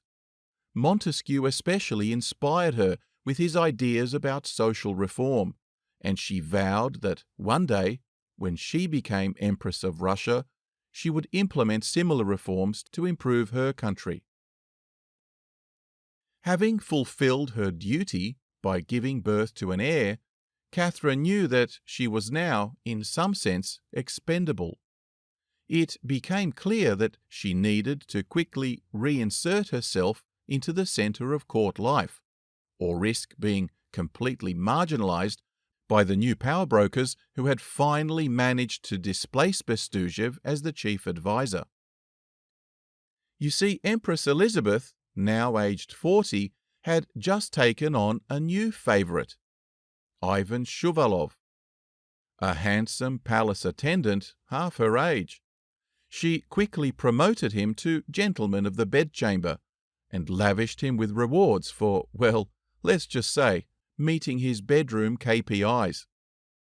He must have been quite the athlete, because his two uncles were also rapidly promoted to positions of power and influence. The Shuvalovs were political enemies of Bestuzhev, opposing his anti-Prussian policies. It was they who, with the help of French and Prussian agents, orchestrated Bestuzhev's downfall. He was abruptly dropped from Elizabeth's service and banished to his country estate, without so much as an explanation, let alone formal accusation of wrongdoing. Catherine was shocked by the sudden betrayal of such a loyal and long-serving adviser. He was relieved of all his decorations and rank, without a soul being able to reveal for what crimes or transgressions the first gentleman of the empire was so despoiled, and sent back to his house as a prisoner. Despite his previously stern behaviour towards her, she reached out to Bestuzhev, perhaps out of shared feelings of betrayal, loneliness and isolation. The ageing minister, having served the royal family for 2 decades, and now humiliatingly shunned, received her approach warmly. The two would go on to have a close and affectionate relationship for many years. Bestuzhev advised Catherine to promote herself more boldly at court. She was, after all, the mother of the future emperor, and he coached her to carry herself with the authority and dignity that her position demanded, though of course her power was more symbolic than real. Nevertheless, Catherine now asserted herself with confidence, even confronting the Shuvalovs when they disrespected her. Catherine's relationship with Grand Duke Peter also evolved. He showed no interest in his son Paul's welfare, though I suppose that might be understandable. But neither did he take an interest in official duties, preferring instead to continue his long-held indulgence in childish obsessions. In contrast, Catherine attended church daily and made frequent public appearances, giving alms to the poor and touring the city regularly. One day, the Shuvalovs complained to Peter that Catherine had scolded them at court. Peter summoned her and reprimanded her as though she were a common servant. But this time, Catherine wasn't going to tolerate his condescension. She rebuked him with an epic tirade, telling him he was drunk and he should go to bed before she really let him have it. Shocked by this sudden change in behaviour, Peter did as he was told, and that was that. As time passed, Peter became deeply influenced by the Shuvalovs, who, to curry favour, even arranged for a detachment of soldiers from his birthplace in Holstein to serve as his personal guard when he finally came of age. Peter was delighted, but the Empress Elizabeth was furious, and Catherine too was horrified that she too might be associated with the humiliating presence of foreign soldiers as her husband's guard of honour. After all, Peter was the honorary lieutenant colonel of the legendary Preobrazhensky Guards, who saw the usurpation by the Holsteiners of their Praetorian primacy as a scandalous insult. Despite being German herself, Catherine took great pains to distance herself from her husband's new regiment, making a point of visiting all the other barracks and giving rousing speeches to the soldiers, who warmed to her as a patron and, more importantly, as a patriot. Our Catherine was carefully laying the groundwork that would secure her future, just as the women who had come before her had done. Clever girl.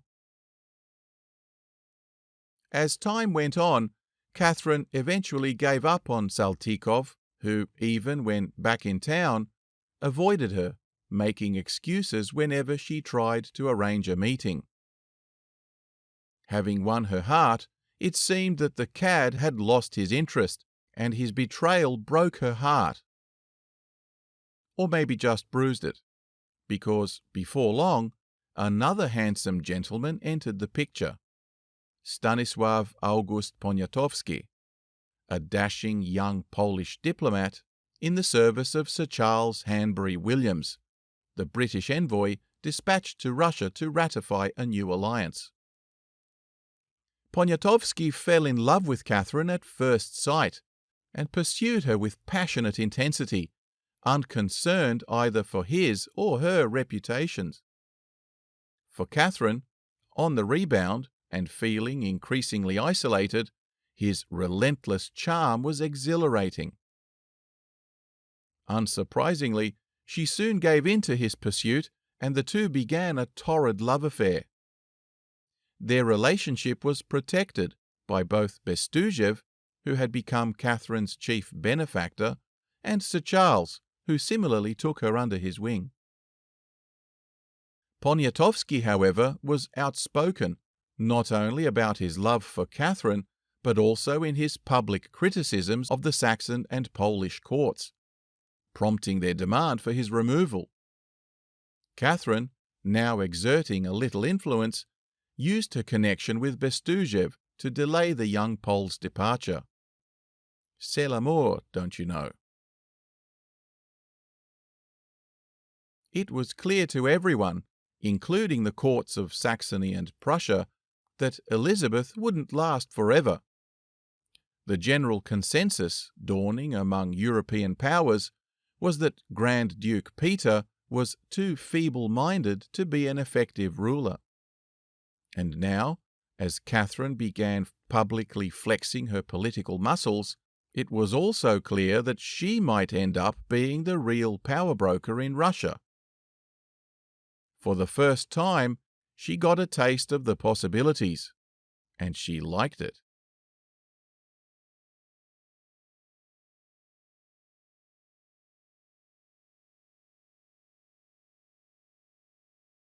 While Catherine was busy snogging Poniatowski, a wider political game was escalating outside.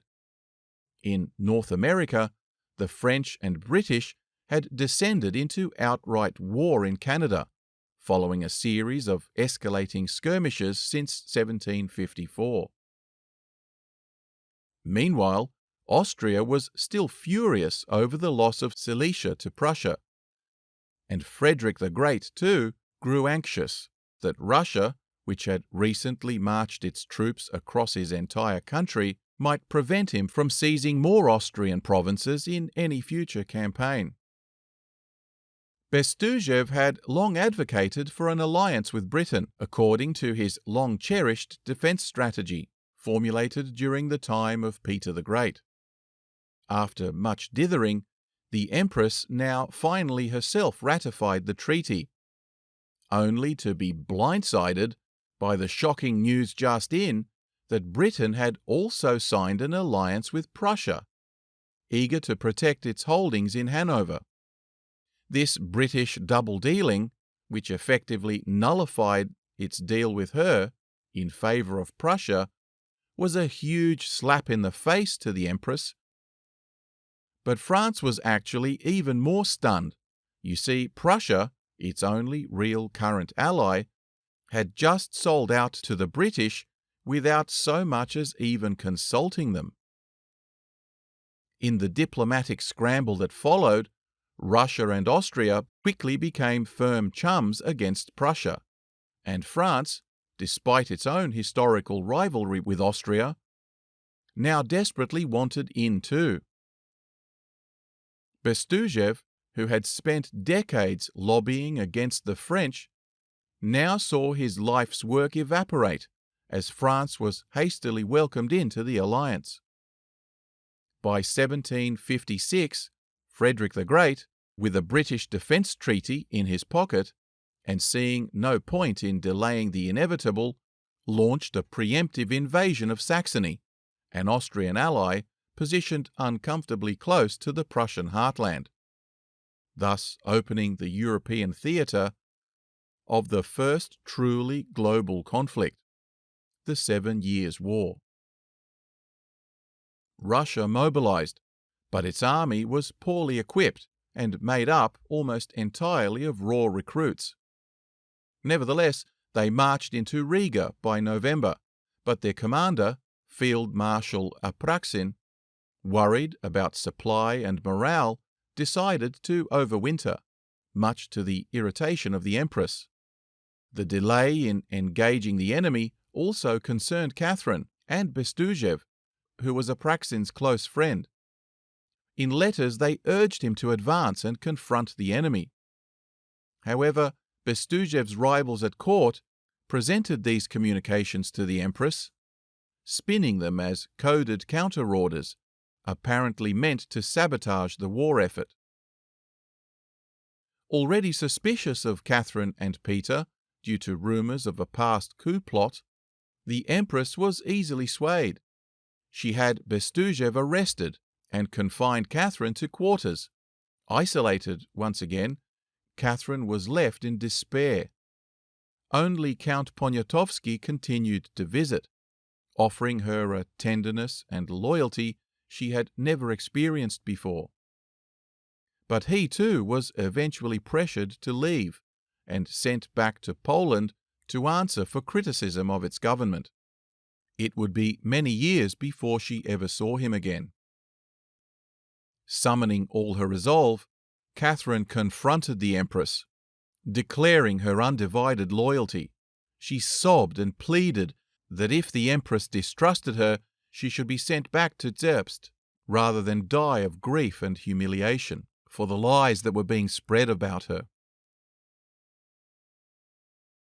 The Empress, struck by this raw demonstration of emotion, softened and soon let Catherine back into her confidence. But Bestujev was not so fortunate. Despite his advanced age and years of service, his political influence was still feared, and his enemies ensured that he remained exiled to his estate in a completely undeserved public disgrace. The following spring, despite a lack of proper supplies and training, the Russian army finally attacked. Over the next 4 years, they battled fiercely, eventually conquering all of Prussia's Baltic and Pomeranian coasts. Ferocious battles such as Zorndorf, Kunersdorf, Grossjägersdorf, and Kai claimed hundreds of thousands of lives, and the Russians, alongside their allies, particularly Austria under Maria Theresa, put up such a tenacious fight that Frederick, who had initially expected a swift conquest in both Bohemia and Moravia before waltzing into Vienna, now found himself pushed to the brink of collapse. By late 1761, he was even considering abdication.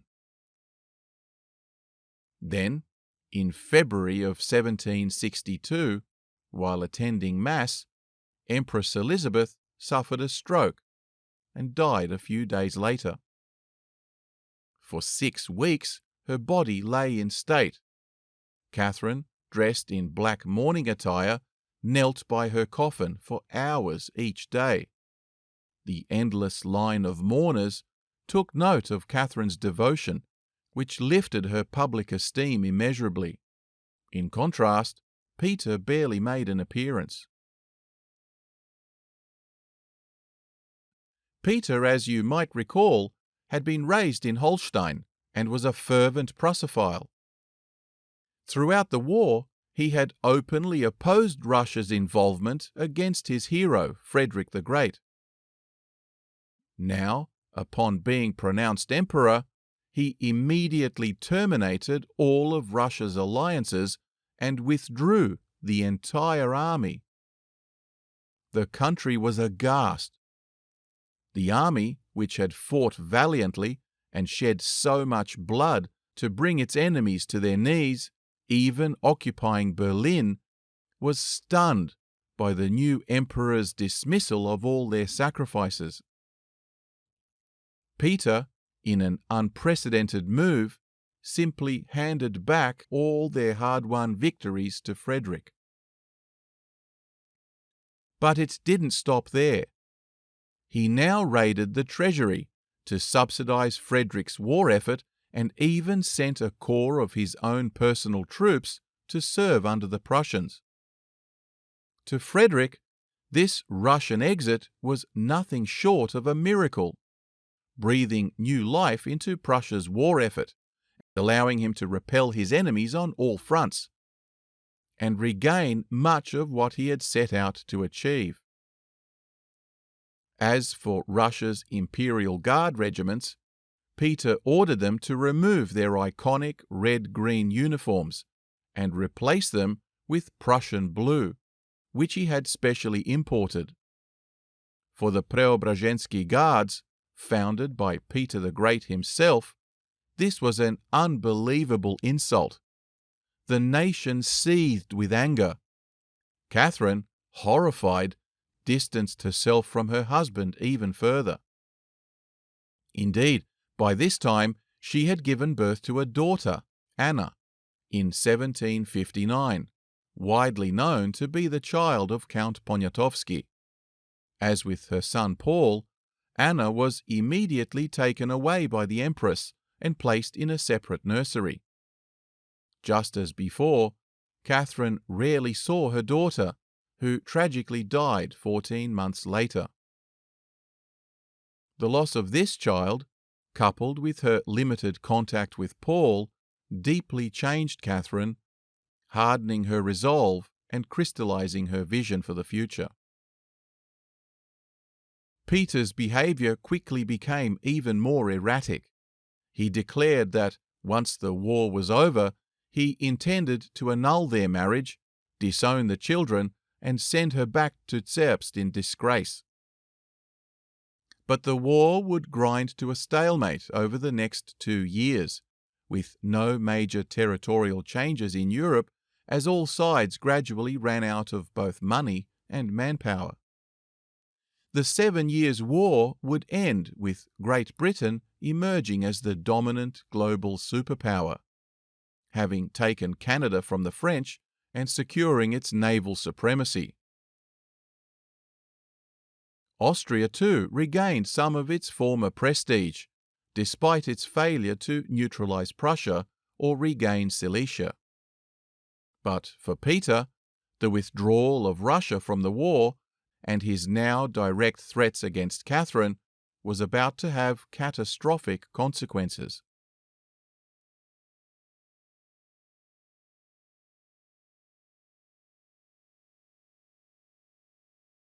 With the Empress's death, the political landscape had shifted dramatically. Even the Shuvalovs, Catherine's former opponents, realized that Emperor Peter III was not just eccentric, but dangerously unhinged. His self-obsession was pushing Russia to the brink, alienating former allies and placing the country in its most vulnerable position in centuries. As Peter's hostility toward his own nation intensified, other influential men sought Catherine's influence. Among them were the 5 Orlov brothers from a well-connected patrician family, and they were joined by diplomat Nikita Panin, a seasoned statesman and former ambassador to Stockholm. These men gravitated toward Catherine, hoping to mitigate the fallout of Peter's disastrous reign. Though she listened carefully to their counsel, she kept her own plans private, allowing them to debate among themselves until they were unified enough for her to act. In particular, Catherine grew fond of Count Grigory Orlov, a dashing artillery officer and decorated war hero.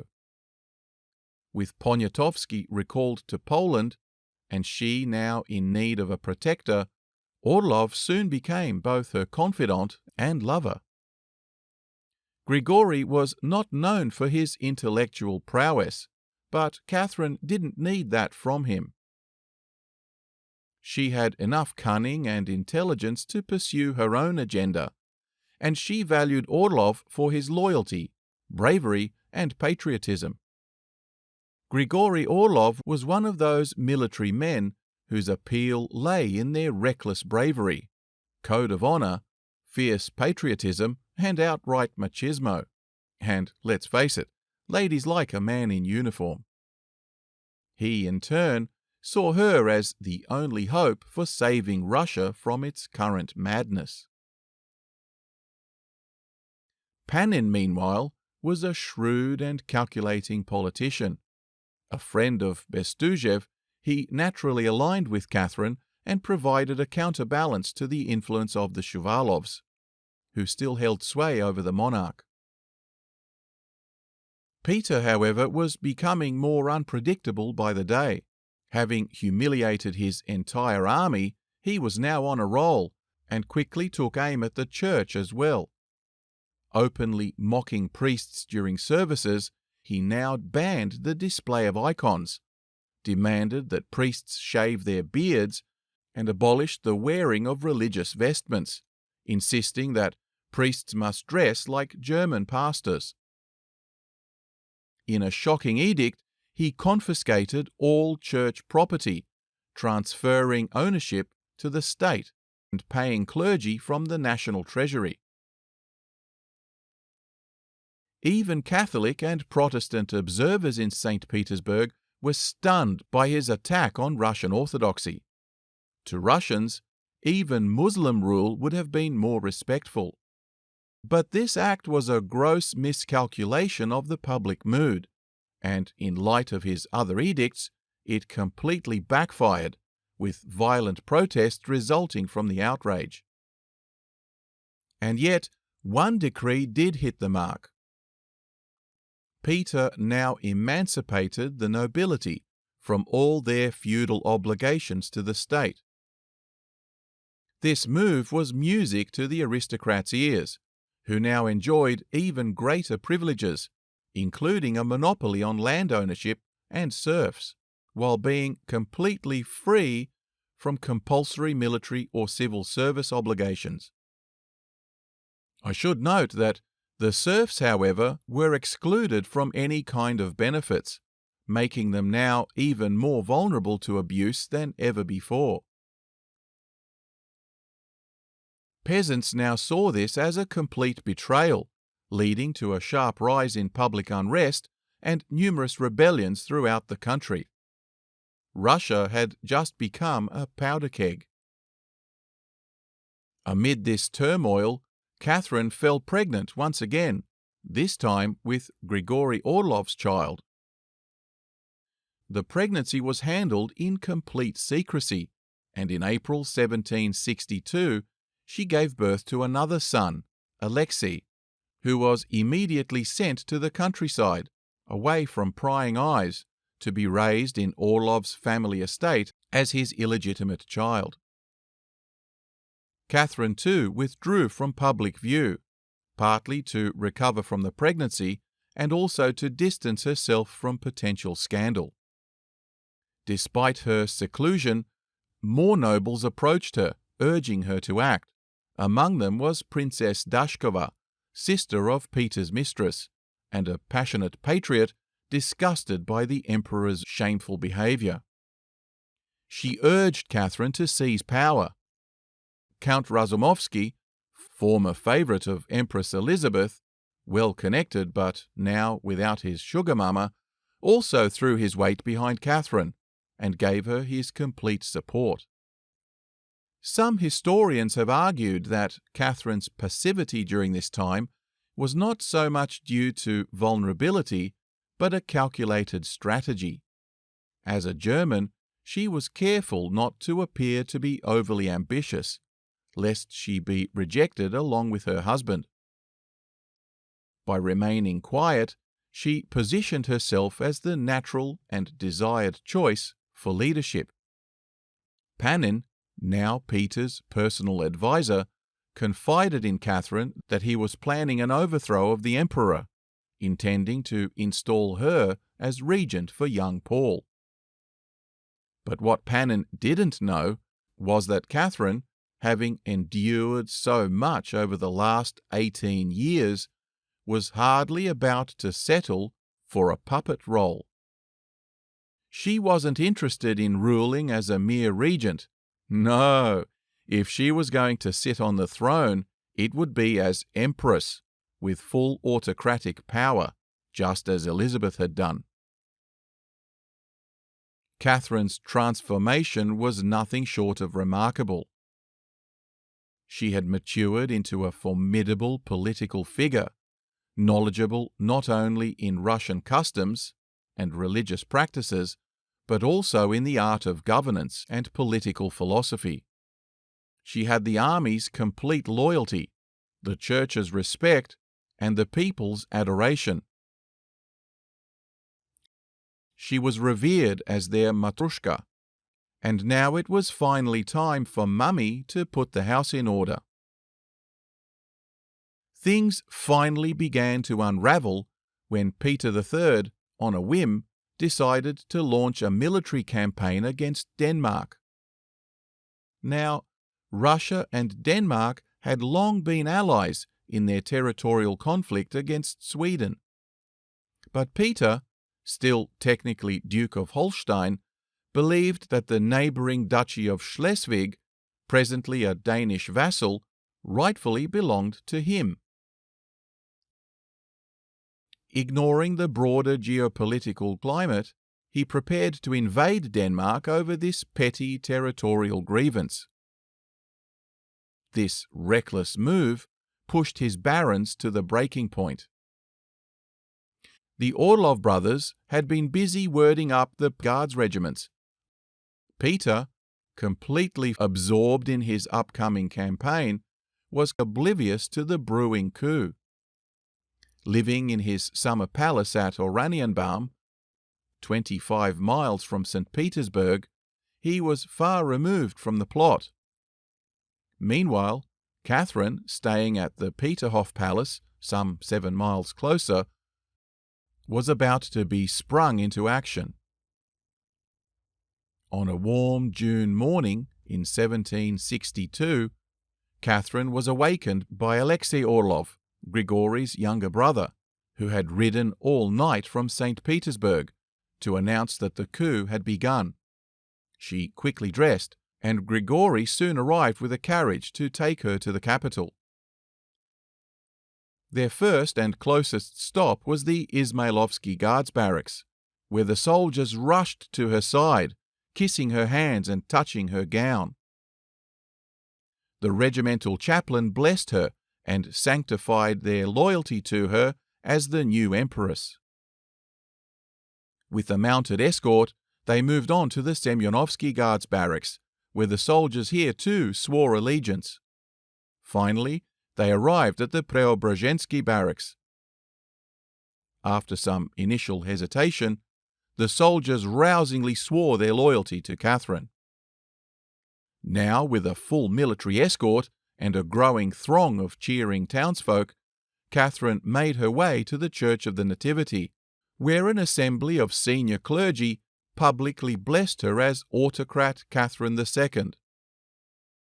Meanwhile, Grigory Orlov had ensured that no public proclamations referred to her son Paul as anything other than heir to the throne, carefully avoiding any possibility that Paul would be declared emperor, with Catherine merely acting as regent. So far, so good. Catherine then moved on to the Winter Palace and emerged onto the balcony, with Paul by her side, and was now wildly greeted by a jubilant waiting crowd. By midday, a carefully crafted manifesto had been printed and widely distributed to the public. Parts of it read, "By the grace of God, we, Catherine II, Empress and Autocrat of all Russia. Russian prestige, raised so high by our victorious army at the price of so much blood, has been completely degraded. Therefore, convinced of the danger threatening all our loyal subjects, we have felt compelled, calling God and His justice to our aid, to ascend the throne as all-Russian autocrat, whereupon all our true subjects have sworn the solemn oath of allegiance. Catherine had seized power. Her long-awaited moment had finally arrived. As soldiers moved swiftly to secure all access points to the city, Catherine sat down with her key supporters, along with ministers of the Senate, to plan their next moves. The army was stationed on the Baltic coast at Riga, preparing for Peter's ill-fated invasion of Denmark, while the navy was stationed at Kronstadt, just off the coast at St. Petersburg. Both of these could still be mobilized against her.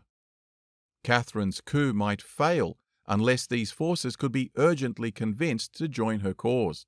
Riders were dispatched with all haste, while Peter, still oblivious, carried on with his usual routine. By the afternoon, however, unconfirmed reports began to trickle in that something was amiss. So he sent a delegation to St. Petersburg to investigate. But when his representatives arrived, they too quickly swore allegiance to Catherine. Realizing that she had to act fast, she decided it was time to confront Peter directly. He had to be arrested before he could escape and join the main body of his army.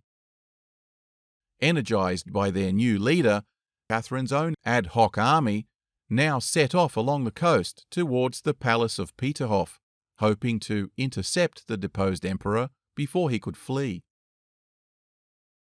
By now, Peter had finally received word of the coup and indeed decided to make a run for it.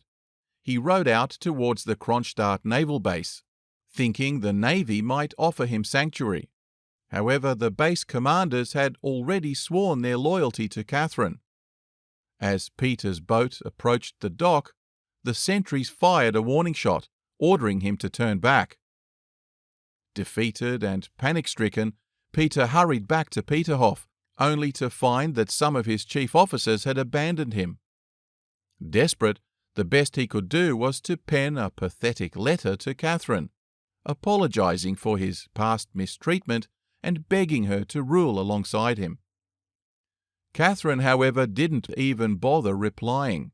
She had already made up her mind, and Count Alexei Orlov, accompanied by a contingent of hussars, was already en route to Peterhof.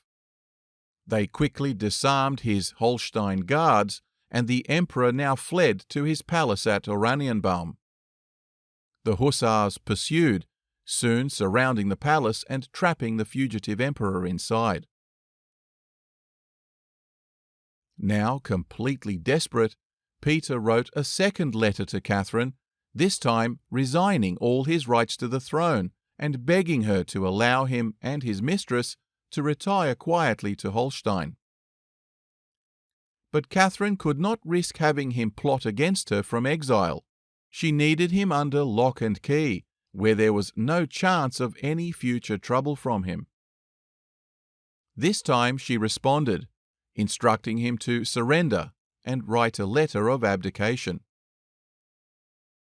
Grigory Orlov was dispatched to deliver the terms. When he arrived, he found Peter mentally shattered and in a state of total collapse. With no fight left in him, Peter quickly signed the abdication papers and wept like a child as he was escorted to a carriage, which took him back to Peterhof. Stripped of his regalia, sword and uniform, he was placed under heavy guard, shortly thereafter being removed to a country estate, while preparations were made for his final imprisonment at the notorious Schlüsselburg fortress, where Ivan VI, the other pretender to the throne, was already languishing in pitiful isolation. Within just 24 hours, and without having spilled so much as a drop of blood, Catherine had pulled off one of the most significant coups in history. Not only had she dethroned Peter, but she had actually done so having barely lifted a finger. She was now Empress of all of Russia, not merely a regent. This German princess, without a trace of Russian blood, a Protestant convert, and a usurper, was greeted with jubilation by the masses as she returned triumphantly to St. Petersburg, at the head of the 3 lifeguard regiments whose honour she had restored. The streets were lined with cheering crowds, colourful processions of priests holding sacred icons, and the joyous sound of church bells filling the air. The reign of Russia's greatest queen had just begun, and it was off to an auspicious start.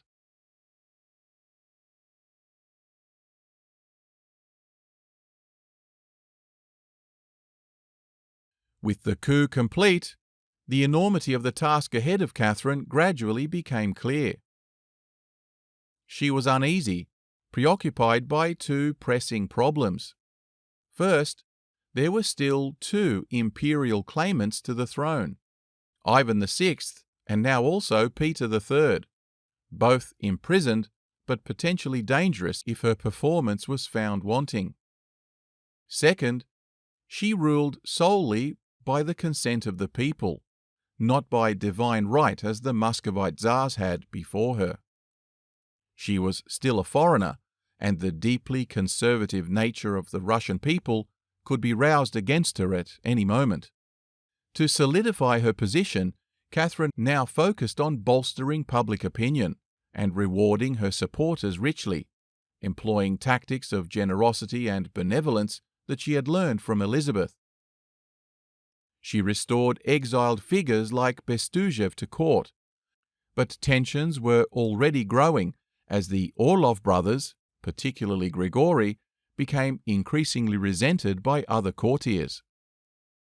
Their rapid rise to prominence now marginalized previously influential figures, and Grigory, having also fathered a son with Catherine, began pressing her to marry him. However, with her husband still alive, Catherine was able to defer the issue, citing religious objections. One of Catherine's first public actions was to take her seat in the Senate. When the finance minister reported that the treasury was nearly empty and the price of grain had doubled, she responded decisively. As our person belongs to the nation, we consider that all we possess rightfully belongs to the nation, and henceforth there will be no distinction between the national and our personal interests. The chamber erupted in cheers, with ministers rising to their feet, tears in their eyes. Catherine immediately banned the export of grain until the shortage was resolved, a move that stabilized the food crisis and brought prices back to normal within just 2 months. Meanwhile, the question of what to do with Peter III was still unresolved. Initially, Catherine had planned to imprison him at the Schlüsselburg fortress, but given the overwhelming hatred the country felt toward him, it seemed unnecessary. She allowed him to remain at his country estate, retaining his attendants, pets, violin, and even his mistress. Though Catherine made every effort to ensure his comfort, Peter was still a potential danger.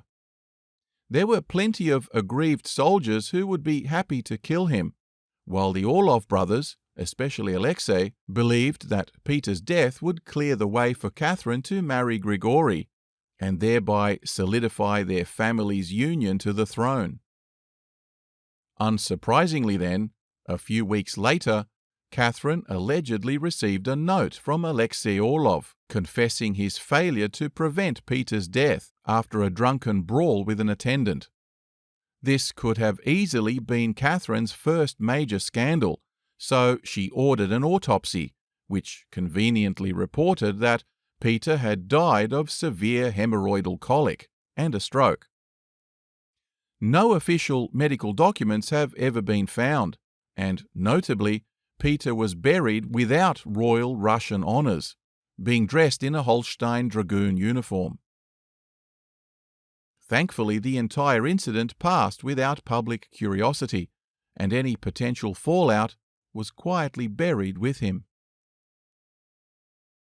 There was much to do in securing her rule and strengthening the nation, especially as war still raged beyond Russia's borders.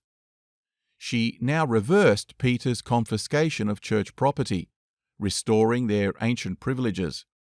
However, she did not reverse the emancipation of the aristocracy. She understood all too well that her own rule now also depended on the support of the barons. She also rejuvenated Elizabeth's building program, expanding St. Petersburg's waterfront and underwriting loans for merchants and shipbuilders to boost international trade. Even Moscow, somewhat neglected in favour of St. Petersburg, received investment as Catherine staged her coronation ceremony there, carefully honouring the old Tsarist traditions. Cultivating her public image was crucial. She was acutely aware that Moscow held deep historical reverence for the people. Maintaining their loyalty through observing ancient protocol was key to her long-term survival. Her anxieties were soon justified when a plot emerged shortly after the coronation. A group of guards officers had been overheard discussing a plan to rescue Ivan VI from his fortress prison and install him as the rightful emperor. Catherine, deeply shocked that her loyal guardsmen were involved, launched a public inquiry. A few minor conspirators were exiled to Siberia, and the trial became a major talking point, potentially increasing the risk of future unrest. Some historians have since argued that had she handled the matter quietly, the already fading story of Ivan VI might have been forgotten altogether. But now she had opened a sore that would eventually come to damage her. Despite the trial, she continued to address the nation's problems. The condition of the serfs, in particular, was a festering issue. Serfs were now openly being traded like cattle in markets, despite their legal attachment to the land they worked on. Catherine issued an edict banning the practice, ensuring serfs could only be dealt with in connection to the land, and in the event they should be seconded to other work sites or the army, they were entitled to fair wages from their lords. However, in practice, the edict was largely ignored by nobles, with the now justified serf protests erupting into widespread strikes and violence in response, which brought mining, building, and industry to a standstill. Catherine now had to call in the army to restore order in several regions. While this edict stirred unrest, it nevertheless provided an opportunity to establish a royal commission to examine the serfdom problem more deeply. Though the commission's results were largely symbolic, Catherine's sponsorship of it bolstered her image as a progressive and caring monarch, which she was careful to publicize all across Europe. Ironically, she soon recognized the economic benefits of her predecessor's confiscation of church assets, realizing that it was both a sound financial policy and also potentially a way to improve the fate of the serfs under church jurisdiction. Thus, she reenacted the confiscation, secularizing church lands and turning the Russian Orthodox Church into a state institution. Dissenting bishops were quickly rounded up and banished to remote monasteries. Meanwhile, Catherine's love life was becoming a source of ongoing tension. Grigory Orlov, now moody and abrasive, was frustrated by his position as little more than a concubine, without the legitimacy of marriage. His public displays of irritation were damaging his image, and the once beloved military hero was now widely viewed with disdain, even by his own regiment.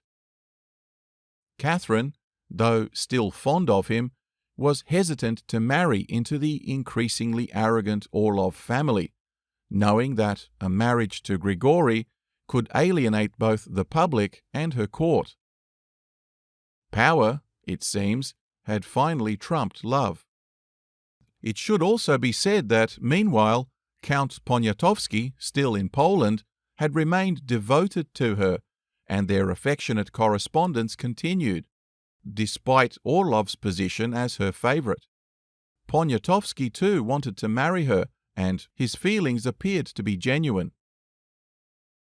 But Catherine was not inclined to share power with either of them, and kept Poniatowski at arm's length, knowing he might be of political use to her in future.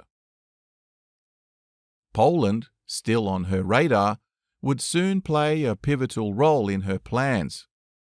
Hang on to your kielbasa, because we'll get back to Poland shortly. The most pressing domestic issue that weighed on Catherine for the moment was the growing public interest in the imprisoned pretender, Ivan VI, who had now languished in confinement for over 20 years. Pamphlets had mysteriously begun to circulate, calling for his restoration to the throne, and a number of conspirators had already been uncovered. Catherine, still insecure in her position, had become paranoid about the possibility of a coup, especially one that could use Ivan as a figurehead. To assess the situation for herself, she arranged a personal visit to him. What she found was a pitiful sight. Kept in isolation for most of his life, he was thin and frail, having never experienced sunshine or fresh air. He cowered in his cell, overwhelmed by the presence of the Empress. Deprived of human contact since he was a toddler, Ivan had become a shadow of a person, stripped of any sense of identity or purpose. Despite his pathetic state, Ivan was, nevertheless, still a Romanov. For Catherine, his continued existence was an ever-present risk. It would be convenient for all concerned if he were to die of natural causes. So she issued orders restricting all medical treatment, regardless of severity of illness. In addition, she gave the ominous directive that if any attempt was made to rescue him or remove him from his cell without her personal authorization, he was to be executed immediately, an order already well known to the jailers. It wasn't long before Lieutenant Vasily Mirovich, a disgraced officer who had failed to restore his good standing, learned of Ivan's true identity. Driven by a belief that freeing the captive heir could redeem him and perhaps restore his own fortunes, Mirovich conspired to launch a rescue. He gathered a group of a few dozen co-conspirators and now launched a daring assault on the fortress where Ivan was held. The conspirators fought their way bravely to the cell, but when they entered, they were met with a grim spectacle. The pretender lay dead at the feet of his jailer, slain right before the rescue could be completed. Catherine's orders had been carried out to the letter. When news of the failed plot and Ivan's death reached her, Catherine shouted with delight, later writing, "The ways of God are wonderful and beyond prediction. Providence has given me a clear sign of her favor in granting an end to this undertaking." Her pitiless delight in the death of so tragic a young man was a contrast to her otherwise generous and progressive nature. The murder of Ivan VI shocked the public. The tragic figure, imprisoned for most of his life, despite being almost forgotten, now evoked widespread public sympathy. Yet, remarkably, few suspected that Catherine had been behind his death. Instead, the blame for the secretive orders was attributed to Empress Elizabeth and even Peter III. In all fairness, Catherine merely reinforced their existing orders. The deflection helped Catherine avoid immediate scandal, but it was a missed opportunity to temper the public's shock with a gesture of clemency. You see, Lieutenant Mirovich the mastermind of the plot was quickly arrested, tried, and sentenced to death. His calm and composed demeanour during the trial, and especially in the face of his execution, earned him a degree of public sympathy. Some even viewed him as a martyr, a man who had attempted to right a wrong. Catherine, however, failed to appreciate the public mood and refused to commute his sentence to exile, a decision that later haunted her. Catherine had successfully eliminated the two most significant threats to her domestic security, without drawing any blame for their deaths. She had dodged a scandal, and these two episodes highlighted a key aspect of her rule. She was now willing to sacrifice her progressive ideals when necessary, demonstrating a pragmatic and at times ruthless approach to governance. With these domestic threats neutralized, Catherine could now turn her attention to foreign affairs.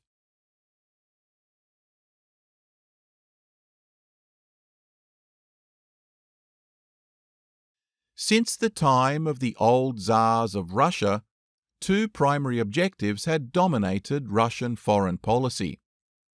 The first of these was to reclaim lands in the West that had historically been ruled by their Orthodox ancestors, but were now part of the Polish-Lithuanian Commonwealth. In olden times, these regions were known by the names of Black Russia, which lay east of the Niemen River, White Russia, modern Belarus, Red Russia, or Galicia in modern Poland, and Little Russia, or northern Ukraine, west of the Dnieper River. The second objective was to push Russia's boundaries toward their natural geographic limits, south to the Black Sea and northwest to the Baltic. Peter the Great had managed to secure a foothold on the Baltic, as well as gain some territory south to the Sea of Azov. But he couldn't fully realize either of these grand ambitions, and his successors fared little better. By the end of the 7 Years' War, however, Russia's western neighbours had weakened. The Ottoman Empire to the south was falling behind Europe technologically and militarily, while Russia had benefited from military reforms, economic growth, and an expanding population. Catherine, now in a powerful position, saw an opportunity to revive the old dream of reintegrating the Orthodox homelands, as well as expanding south to secure access to the Black Sea. Meanwhile, Poland, once a mighty kingdom that included the Duchy of Lithuania, had entered a period of severe political instability. Recent constitutional changes had replaced the hereditary monarchy with an elected one, a progressive concept, but one that soon proved to be disastrous. The Polish Diet, or Parliament, was plagued by the right of veto, which allowed any single noble to block legislation through a veto. Exercise of this privilege soon rendered the government paralysed, with foreign powers easily bribing nobles to further their own interests. Amid the dysfunction, a succession crisis also erupted, and Poland soon descended into chaos. Within weeks of becoming empress, Catherine wrote to Count Stanisław August Poniatowski, still stranded in Poland, instructing him to nominate himself as a candidate for the upcoming election to the Polish throne. Though Poniatowski held no aspirations for the crown, he was still in love with Catherine. He would later write that becoming king was the only way he could imagine to get her to marry him. So he agreed. Catherine's agents now launched a campaign of bribery all across Poland, winning support for her old lover as a candidate. But her strategy went beyond simple political manoeuvring. Despite her public hostility toward Frederick the Great's Prussia during the 7 Years' War, Catherine now secretly reached out to him, assuring him of her neutrality and suggesting that it was in both their interests to keep Poland weak and divided. Frederick, delighted by the proposal, agreed to support any candidate she cared to nominate, and even suggested an alliance between them to seal the deal. By March of 1764, the completely unexpected Russo-Prussian alliance was signed, shocking the rest of Europe. Catherine had now shown that she too was capable of political skullduggery. Having extracted from Frederick the backing she needed, by May, Russian troops poured into Poland under the pretext of ensuring a fair election. But the Ottoman Empire, suspicious of Catherine's motives, protested, warning that they would only accept the election result if Poniatowski were first married. Fearing that a union between Russia and Poland could threaten the balance of power, the Ottomans were particularly concerned that Catherine might marry Poniatowski and thereby create a superstate. Catherine promptly responded to this by ordering her former lover to find himself a local bride, and the heartbroken Poniatowski, with his country now occupied by foreign troops, had little recourse but to comply. Meanwhile, religious persecution in Poland had reached a boiling point. Orthodox Christians, Lutherans, and other non-Catholics were facing escalating levels of repression, and many in Russia now demanded that Catherine step in and annex territories with Orthodox majorities. The issue was not one that deeply concerned Catherine from a religious perspective, but it would bring enormous acclaim back home and help achieve the long-standing imperial ambitions that would go far to cement her place in history. With Poniatowski unanimously and unsurprisingly elected as her puppet king, Catherine wasted little time in presenting the Polish Parliament with a set of demands, including a mutual defence pact and an end to religious persecution of religious minorities. Parliament rejected the demands outright, prompting widespread riots and eventually rebellion by both Orthodox and Protestant communities. As Poland descended ever deeper into anarchy, the Russian army conveniently moved in and occupied the entire country, suppressing insurgencies that flared up incessantly. Though Catherine had achieved her goal of both occupying Poland and installing Poniatowski on the throne, the broader consequences of this act were not insignificant. France and Austria, alarmed by Russia's unchecked expansion, began pressuring the Ottoman Empire to declare war on them. They hoped that opening a second front would force Catherine to withdraw her troops from Poland, thereby curbing their influence there. Catherine, however, had become a master of propaganda. She manipulated public opinion by presenting herself as an enlightened ruler. She sponsored numerous public buildings, initiated a royal commission to benefit the peasantry, and had openly engaged with leading intellectuals of the day, including Voltaire and Diderot, who soon became her public champions. Catherine's carefully crafted image of a progressive monarch spread across Europe, with her writings and policies translated into multiple languages and being distributed in pamphlets. But the Royal Commission into the issue of serfdom, which had drawn widespread acclaim, now became bogged down in bureaucratic delays, aristocratic pushback, and nightmarish economic forecasts of the outcome of reforms. Ultimately, and conveniently for Catherine, the commission was shelved when war with Turkey was declared in 1768.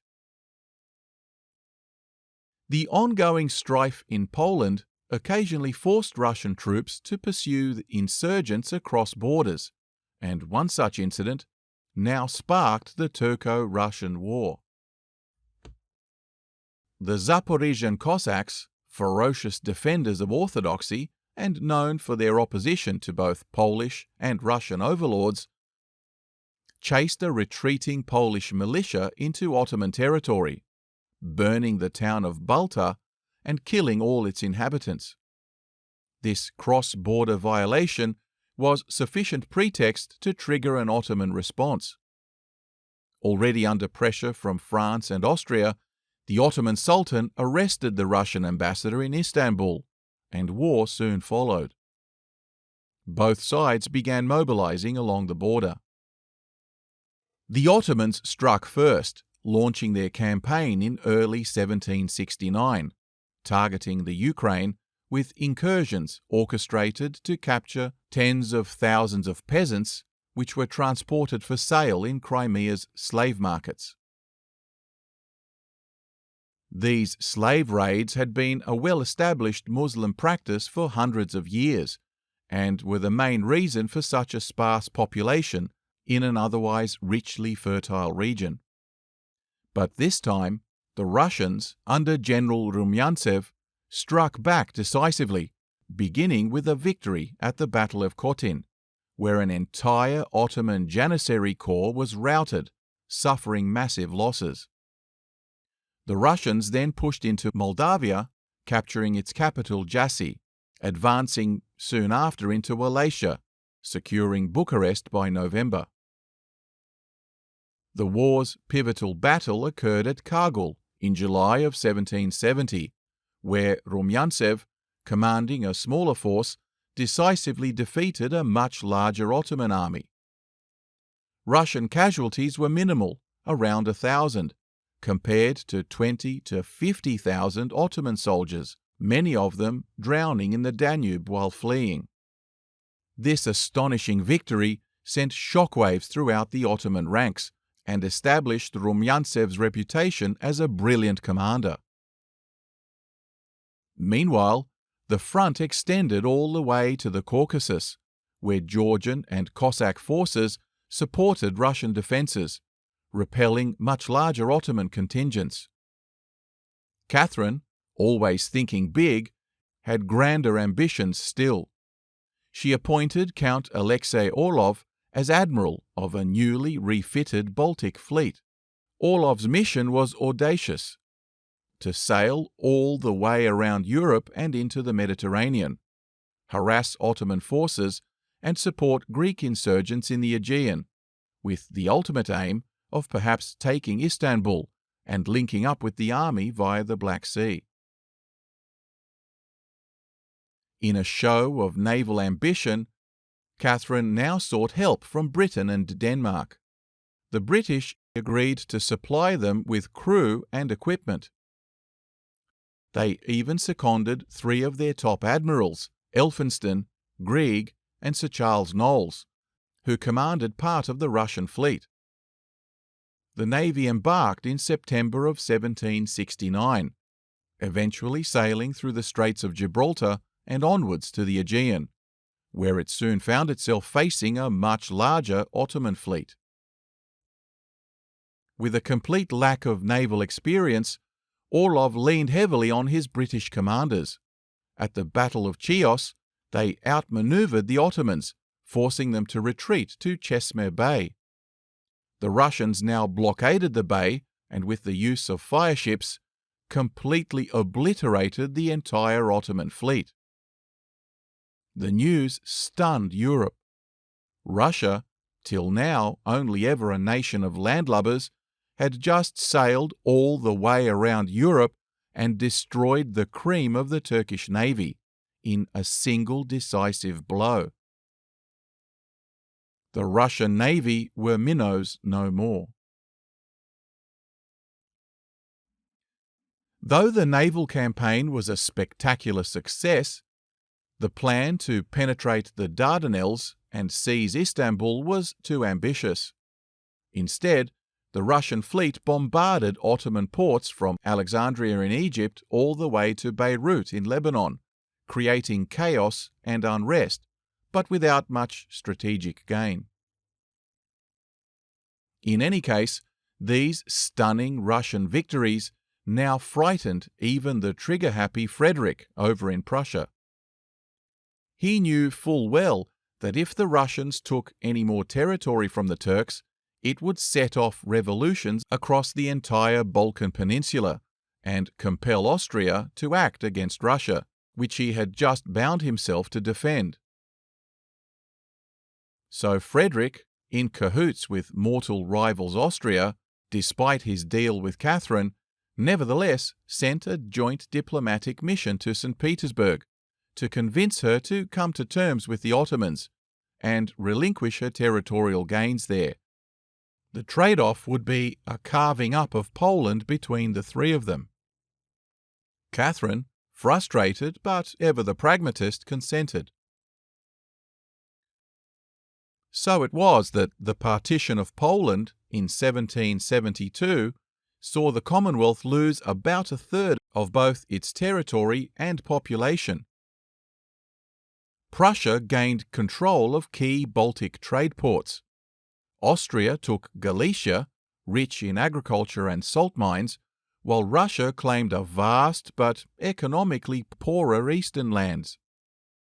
The once mighty Polish-Lithuanian Commonwealth had now been reduced to a shadow of its former self. Worse was to come for the poor old Poles, but we're getting just a little ahead of ourselves. Despite the partition of Poland, Catherine's ambitions in the Ottoman Empire were far from over, and fortunately for her, the Ottomans were still reluctant to negotiate a complete settlement, despite pressure, now in the opposite direction, from the irritating French and Austrians. By 1773, Russian forces under the enigmatic general Alexander Suvorov had achieved several more stunning victories over the attacking Ottomans. At Kirsova, Suvorov's 3,000 men completely routed a 12,000-strong Ottoman force, and at Kosluja he smashed through Turkish lines and stormed their headquarters during a heavy rainstorm with another much smaller force. In fierce bayonet fighting, his troops routed the entire 40,000-strong Ottoman army. These unbelievable triumphs finally brought the Ottomans to the negotiating table. In 1774, the Treaty of Küçük-Kaynarca was signed, marking one of the most humiliating defeats ever for the Ottoman Empire. This catastrophe finally forced the Sultan to accept Russian terms for peace, which were substantial, including the complete independence of the Crimean Khanate from Ottoman overlordship, Russian access to the Black Sea from Azov, as well as free access through the Bosporus into the Mediterranean. The acknowledgement of Russia as protector of all Orthodox Christians, significant war reparations, and several minor territories throughout the Ukraine and the Caucasus, which would be given to both Russia and Austria. It was a major diplomatic and territorial victory for Russia, though it further strained the empire's resources. The war's end came just in the nick of time, as Russia now had to face a new domestic crisis. You see, there was an outbreak of the plague, brought on by soldiers returning from the Turkish front, which quickly spread across Russia. Moscow was hardest hit, losing over 100,000 inhabitants. The panic was so great that Catherine considered travelling to the city personally to calm the populace. Her estranged lover, Grigory Orlov, offered to go in her stead, and, showing remarkable competence, he restored order, sanitation, and vital supplies, becoming once again a national hero. The plague also motivated a change in policy regarding public health, with Catherine pushing through reforms in army administration, building numerous hospitals as well as foundling homes for abandoned children. She also decided to have both herself and the heir, Grand Duke Paul, inoculated against smallpox by English doctor Thomas Dimsdale, a controversial move, but one that encouraged millions of her people to do the same. She would later write, "My objective was, through my example, to save from death the multitude of my subjects, who, not knowing the value of this technique and frightened of it, were left in danger." But no sooner had the plague been quelled than a peasant uprising erupted in the east, led by a disgruntled soldier by the name of Emelyan Pugachev, who actually claimed to be the deposed Emperor Peter III, supposedly escaped, and whose death was a hoax staged by Catherine to fool the populace. Pugachev, drawing support from Cossacks, nomads, and oppressed peasants, led a rebellion that spread like wildfire across Russia, burning estates and killing landlords indiscriminately. His promises of serf emancipation resonated with the desperate peasantry, and they joined his cause in the thousands. Whether it was just a clever bit of deception or schizophrenic megalomania, we may never know, and he certainly wasn't the first to make such an outrageous declaration. There already being a long-held rumour of the story, with a number of previous claimants to the same conspiracy.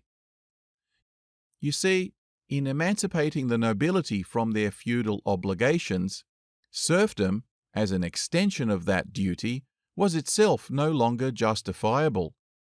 And since Catherine's royal commission had stalled, peasants now took matters into their own hands, pillaging the east of the country so badly that news of the rebellion made headlines all across Europe. But with the recently signed Ottoman peace treaty, Catherine's troops were now free to pursue Pugachev, so Generals Suvorov and Panin, fresh from their victories in the Ottoman War, were dispatched to crush the rebellion. After a series of decisive defeats, Pugachev was captured, tried, and publicly executed in Moscow in 1775.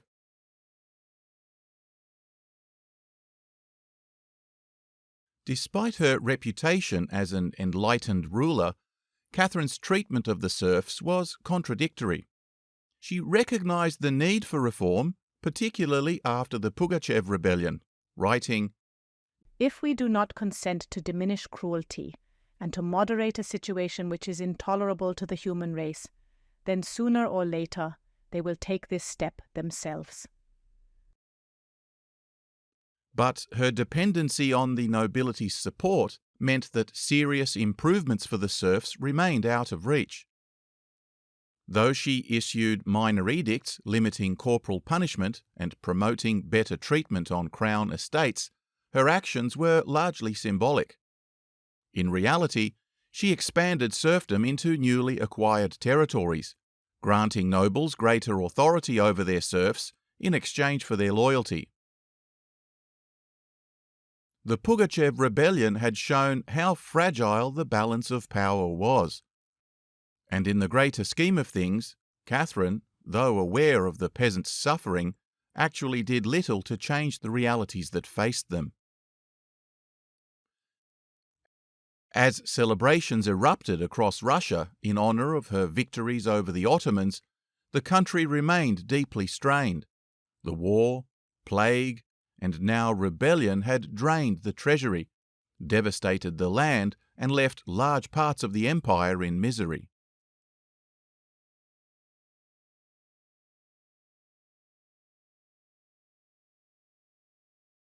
Catherine's victory over the Turks and her political manoeuvring in Poland had given her a renewed sense of confidence. She was now in her 40s, and her workdays, unlike that of her predecessors, were marked by a typical Germanic regularity of routine and a work ethic that put her contemporaries to shame. She would rise at 6 a.m., prepare herself a light breakfast, and spend the next few hours attending to government business, writing correspondence, and reading. At 11 a.m., she always attended a service in her chapel. Afternoons were reserved for fresh air and exercise, riding, walking, or carriage rides, often in the company of ministers or visiting dignitaries, with whom she discussed state matters informally. Evenings included dinner, theatre, or card games, but she rarely stayed up past 10 p.m. Formal court receptions were held only on Sundays, and then only after church, often followed by a ball or a concert, where again she would usually retire by 10 o'clock. An interesting aspect of her social gatherings was the occasional theme of cross-dressing, where men dressed in gowns and wigs, while women donned men's uniforms and moustaches, adding a touch of humour and entertainment to court life. But overall, Catherine's predictable routine and moderation contributed to public perceptions of her serenity, reliability, and dedication to duty. St. Petersburg flourished under her reign, becoming a hub for foreign artists, literary figures, and progressive thinkers, many of them fugitives from their own homelands. But Catherine's focus on politics and the recent Turkish War had strained her relationship with her longtime lover, Grigory Orlov. Frustrated by her refusal to marry him, their relationship became increasingly tense. Eventually, she ended their liaison, compensating him with titles, land grants, and privileges, and he soon retired to his own estate to raise their son. But she had already taken on a new lover, Alexander Vasilchikov, a young army officer almost 20 years her junior, who was soon appointed as her gentleman of the bedchamber. Moving into the now vacant favourite's apartment in the palace. But Vasilchikov's gentle nature did not hold her interest for very long.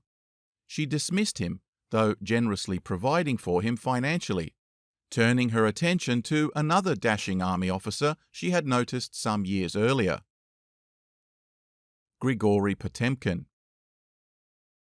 Potemkin, only 10 years her junior, afforded sufficient libido to satisfy her carnal appetite. But this was balanced by a panache and gravitas that excited her mentally. Commenting on her dismissal of Vasilchikov in favour of Potemkin, she wrote to a friend, "His tenderness made me weep.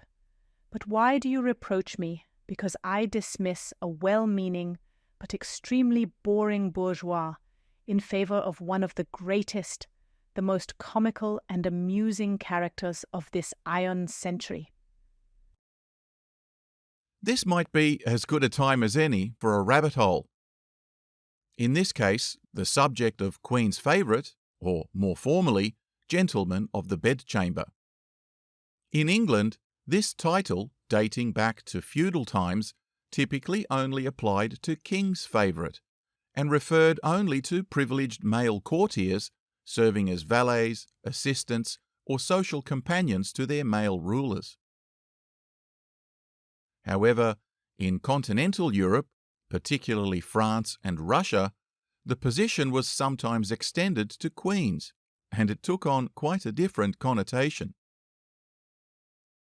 While kings indeed frequently had mistresses and concubines, sometimes even openly acknowledged, queens, on the other hand, given the implications of pregnancy, were typically much more discreet about their infidelities.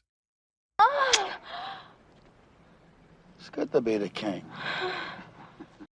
Russian tsarinas, however, completely broke the mould by publicly acknowledging their lovers and even formally designating them court titles. By Catherine's time, it had become somewhat routine for reigning empresses to induct their lovers into official positions. These favourites were richly rewarded for their services, and were sometimes placed in key positions within the Privy Council. Their sugar mama, queen, used them to monitor her cabinet ministers in order to ferret out corruption. Often being low-born and having more testosterone than brains, they typically caused ministers plenty of headaches, hindering more than helping good governance, while their rapid accumulation of wealth and rise in status through royal gifts drew outright hostility by many of the patrician class. But this practice also opened opportunities for ambitious courtiers to position their own relatives as candidates for Queen's personal toy boy of the moment. Tsarinas thus never suffered for lack of virile young studs, and it seems they had quite the appetite for them. Perhaps with the sole exception of the notorious Rasputin in the early 20th century, Catherine the Great would go down in history as all-time Russian body count champion, she having had scores of lovers that were formally appointed, and goodness knows how many more that never made it onto the company books. The selection of these companions actually became a subject of court intrigue, and was even formalized into a routine vetting process. Any handsome young buck that caught her attention first had to submit to a medical exam by Catherine's own physician, Scotsman Dr. John Rogerson, to ensure his family jewels were free of disease. He would then have to pass a, how shall I put this, practical exam, strenuously conducted by her trustworthy lady-in-waiting, Countess Praskovia Bruce. The formal designation of this countess's duty was to function as l'épreveuse, a French term that roughly translated to tester of male capacity. Should our candidate prove himself sufficiently qualified, he would then be appointed as a personal adjutant to the Empress, and was then supplied with an apartment immediately below hers, which was served by a private staircase. The appointment carried a gift of 20,000 rubles, an estate of several hundred serfs, and a monthly stipend. He would be expected to accompany the Empress to all public entertainment functions, and be ready at all times to perform his copulatory duties whenever called upon. He was forbidden intimate contact with other women, and was not allowed to leave the palace without her express permission. In later years, the Countess Bruce was found to be somewhat overzealous in her duties, that is to say, making candidates retake their exams even after they had already become the Queen's favourite. So, unsurprisingly, she was eventually dismissed and replaced by a less enthusiastic lady-in-waiting. Several of Catherine's lovers, including the frustrated Grigory Orlov, flouted the strict rules and were sacked from their job, with only one of these ever to be granted an exception: Potemkin. Now, Grigory Potemkin was born into a mid-level noble family. He was a gifted student, winning university medals in Greek and theology, at one point even considering a career in the clergy. But in time he grew disillusioned with his studies and turned to a more adventurous life, which included drinking, gambling, and carousing, which of course were the natural prerequisites to a successful career in the army. As a sergeant, Potemkin participated in the palace coup that deposed Peter III, and it was here that Catherine first took note of him, rewarding him when she ascended the throne. He also served with distinction during the Turkish War and returned to St. Petersburg as a celebrated officer. By now, he was also a notorious womanizer, with quite the reputation of being a bedroom tiger. So when the gossip eventually reached Catherine, she summoned Potemkin to court, where he shamelessly flirted with her, impressing her with his wit and impertinent boldness. Not everyone was impressed, though, and the Orlov brothers in particular were furious. They saw Potemkin as a threat, and legend has it that they invited him to a private game of billiards, where they bashed him so severely he lost an eye. This event shook him badly, and he disappeared from court for some time.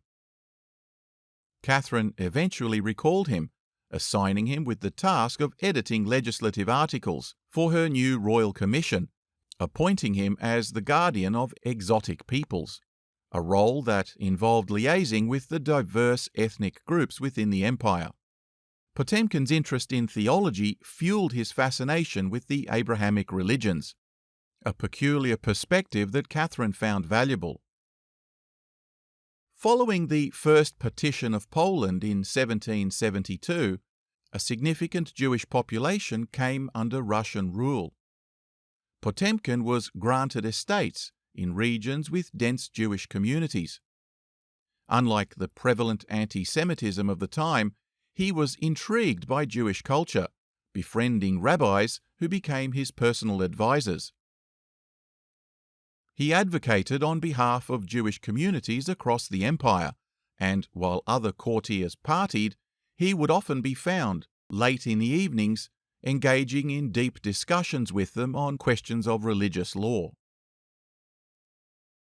As Potemkin grew closer to Catherine, his deep interest in theology and culture inspired a revival of an old Russian dream, the Greek project. This ambitious plan aimed to liberate the lands of the former Byzantine Empire, including Constantinople, from Ottoman control. The idea was to position Russia as the protector of orthodoxy and potentially restore the Eastern Roman Empire. Potemkin firmly believed it was Russia's destiny, under Catherine's leadership, to reclaim these territories and even extend their influence as far as Jerusalem. He primarily focused his efforts on the south, particularly the vast regions of Ukraine and Crimea, making their acquisition his personal mission. He even went so far as establishing a cavalry unit composed entirely of Jewish soldiers, to be named the Izraelovsky Regiment, the first Jewish military force since the fall of Jerusalem to the ancient Romans. This regiment operated alongside Ukrainian Cossacks, symbolizing a union of diverse groups under Russian leadership. Catherine had by now fallen in love with this volatile and visionary soldier, who was not only macho when needed, but also quoted the Bible, wrote poems, and sang love songs to her. They would spend long hours strolling and talking, and it was clear that Potemkin was as devoted to her as she to him, becoming moody and sulking if she neglected him for more than a few days. Whenever they were apart, they wrote to each other daily, with romantic love notes frequently passing between them, even in the middle of formal public events. But Potemkin was a passionate, jealous, and melodramatic lover, and when they bickered, she often took the role of conciliator, gently coaxing him out of a foul temper until he was once again putty in her hands. He was the only man she ever dealt with so tenderly and patiently. Perhaps because she saw that his ambitions were only ever to glorify her and Russia, rather than to satisfy his own vanity. And in consequence, they remained close, even after they ended their intimate relationship. For his loyal services, he was rewarded with vast estates and titles, including Prince of the Holy Roman Empire. Some have suggested that they were even secretly married. And Potemkin became, in many respects, her co-regent, offering counsel on international relations, military strategy, and court affairs. His ability to see the bigger picture, combined with his exceptional memory and judgment, made him an invaluable counselor. Catherine tolerated his mood swings and numerous romantic flings, understanding that his primary loyalty was always to her and to Russia. In a bizarre twist, even after their intimate relationship ended, Potemkin now took on the role of selecting all her future companions, at least 15 that we know of over the next 13 years. All of these romantic escapades completely scandalized the courts of Europe and made France, once considered the foremost champion of infidelity and naughtiness, look like a Gregorian monastery. Oh, those Russians.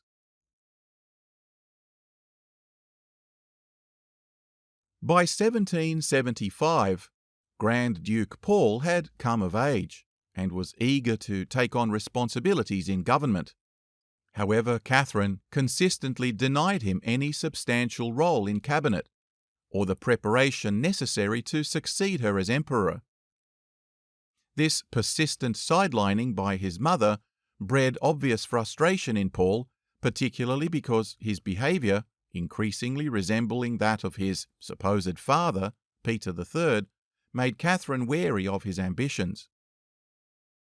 Paul, who was widely regarded as somewhat unattractive, despite doubts about his paternity, had become obsessed with Peter III's legacy. Seeking to distract him, Catherine began searching for a suitable wife. She arranged for him to marry Wilhelmina of Hesse-Darmstadt, a German princess, in hopes that a stable marriage might keep him sufficiently occupied to stay out of court. Paul indeed became deeply infatuated with his new wife, and for a short time it appeared that Catherine's strategy of placating him with marriage had worked. As a reward, he was briefly granted a place in the cabinet, though his influence remained limited. But tragedy soon struck when Wilhelmina died in childbirth, along with her baby. Distraught, Paul's grief turned to fury against his mother, who worsened the situation by revealing to him letters proving Wilhelmina's infidelity. The letters were undeniable proof that Paul's best friend had fathered the child, further damaging his mental state and relationship with his mother. And yet, 6 months after the death of his first wife, Catherine arranged a second one for him, this time another German, Sophia of Württemberg. Unlike her predecessor, Sophia devoted herself entirely to Paul, and by all accounts their marriage was a happy one. Their first child, Alexander Pavlovich, was born in 1777. And Catherine now promptly removed him from the parents' care, to be raised by herself. This move, if you recall, echoed Catherine's own experience with motherhood under Empress Elizabeth, and it only served to reinforce Paul's resentment.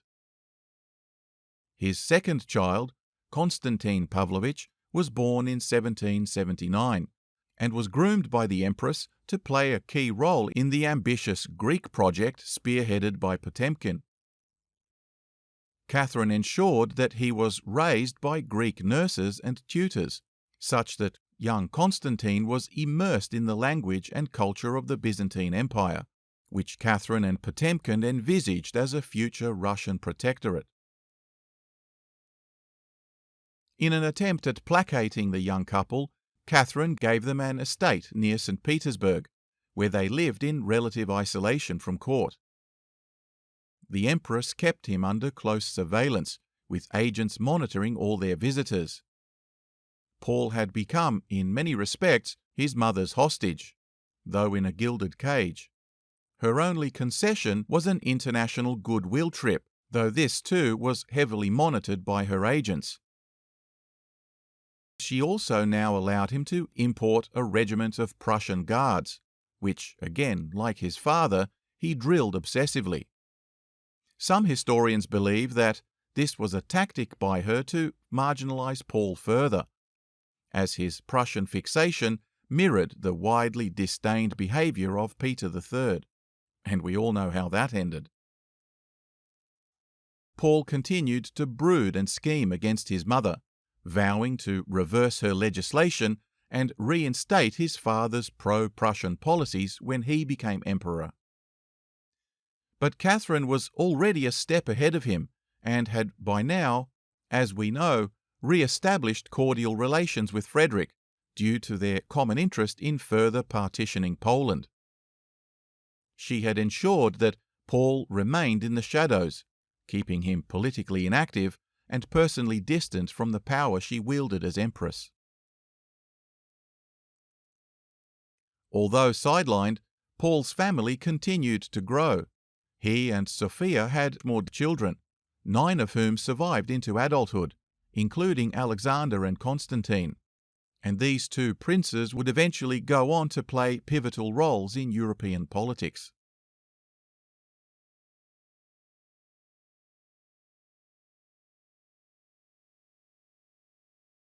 The Treaty of Küçük-Kaynarca, signed in 1774, if you recall, had granted Russia significant concessions at the expense of the Ottoman Empire. Perhaps the most significant was relinquishing its suzerainty over the Crimean Khanate, who were granted independence by the Ottomans. A similar concession was also made in the Bessarabian river valleys, as well as Moldavia and Wallachia, in which Russia had returned recently conquered territories, but under the agreement retained the right to intervene if the region became unstable. Obviously, this played into Catherine's hands because if those regions should unfortunately succumb to some unforeseeable political anarchy, Russia was poised to march its troops straight in and quell the disturbance to restore law and order. How convenient. Of course, that's precisely what happened. A succession of local Khans fought among themselves for control of the Crimea, one of whom, Shahin Giray, a progressive reformist, was a regular visitor to Catherine's court in St. Petersburg. It wasn't long before Giray, with the aid of Russian troops, was installed as Khan. But a series of revolts against his Eurocentric reform program saw the region descend into civil war, forcing Giray to flee. The Ottomans were in no position to meddle and stayed mostly out of it, as Catherine dispatched Potemkin to restore order, marching troops in and returning Giray to the throne while he was at it. However, the growing Russian military presence and the influx of Christian Greek settlers eroded Giray's authority, leading to his abdication and the outright annexation of Crimea by Russia in 1783. Jackpot. With this annexation of Crimea, Catherine and Potemkin turned their attention to colonizing the southern Ukrainian steppe, now also part of the expanding Russian Empire. Due to incessant Muslim raiding, the area, as mentioned previously, was sparsely populated, so the Russian government introduced incentives for settlers, including land grants, tax exemptions and subsidies, drawing immigrants from far and wide, controversially even including Catholics and Jews. Even British convicts, who had been destined for Australia, were rerouted to help populate the region. The area, to be known as Novorossiya, or New Russia, flourished under these policies, with its population doubling within just 2 years. Potemkin's vision extended far beyond mere settlement. He soon began building key infrastructure, starting with the strategic port city of Kherson on the Dnieper River, which soon took on construction of Russia's new Black Sea Fleet. Another key development was the establishment of Sevastopol, a deep-water port that would become the home of Russia's new powerful navy. Potemkin's urban projects also included founding new cities such as Nikolaev, Mariupol, and Yekaterinoslav, now called Dnipro, which were all designed to secure Russia's hold on the Black Sea and reinforce its southern expansion. In 1786, eager to showcase his achievements and further impress the court and international observers, Potemkin organized a grand tour for Catherine, also inviting an entourage of European dignitaries, including Austrian Emperor Joseph II.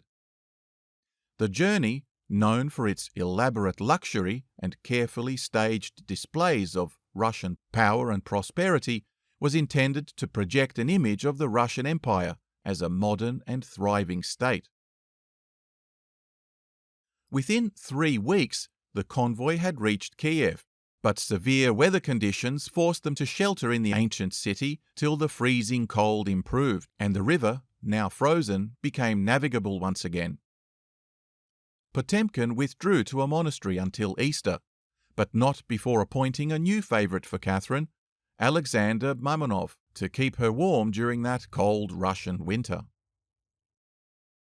When the ice finally broke in May, the party continued south on a fleet of 7 specially built galleys gilded in red and gold, which gently made its way down the river, trailed by 73 support galleys and a staff of over 3,000 sailors and attendants, including a complete orchestra.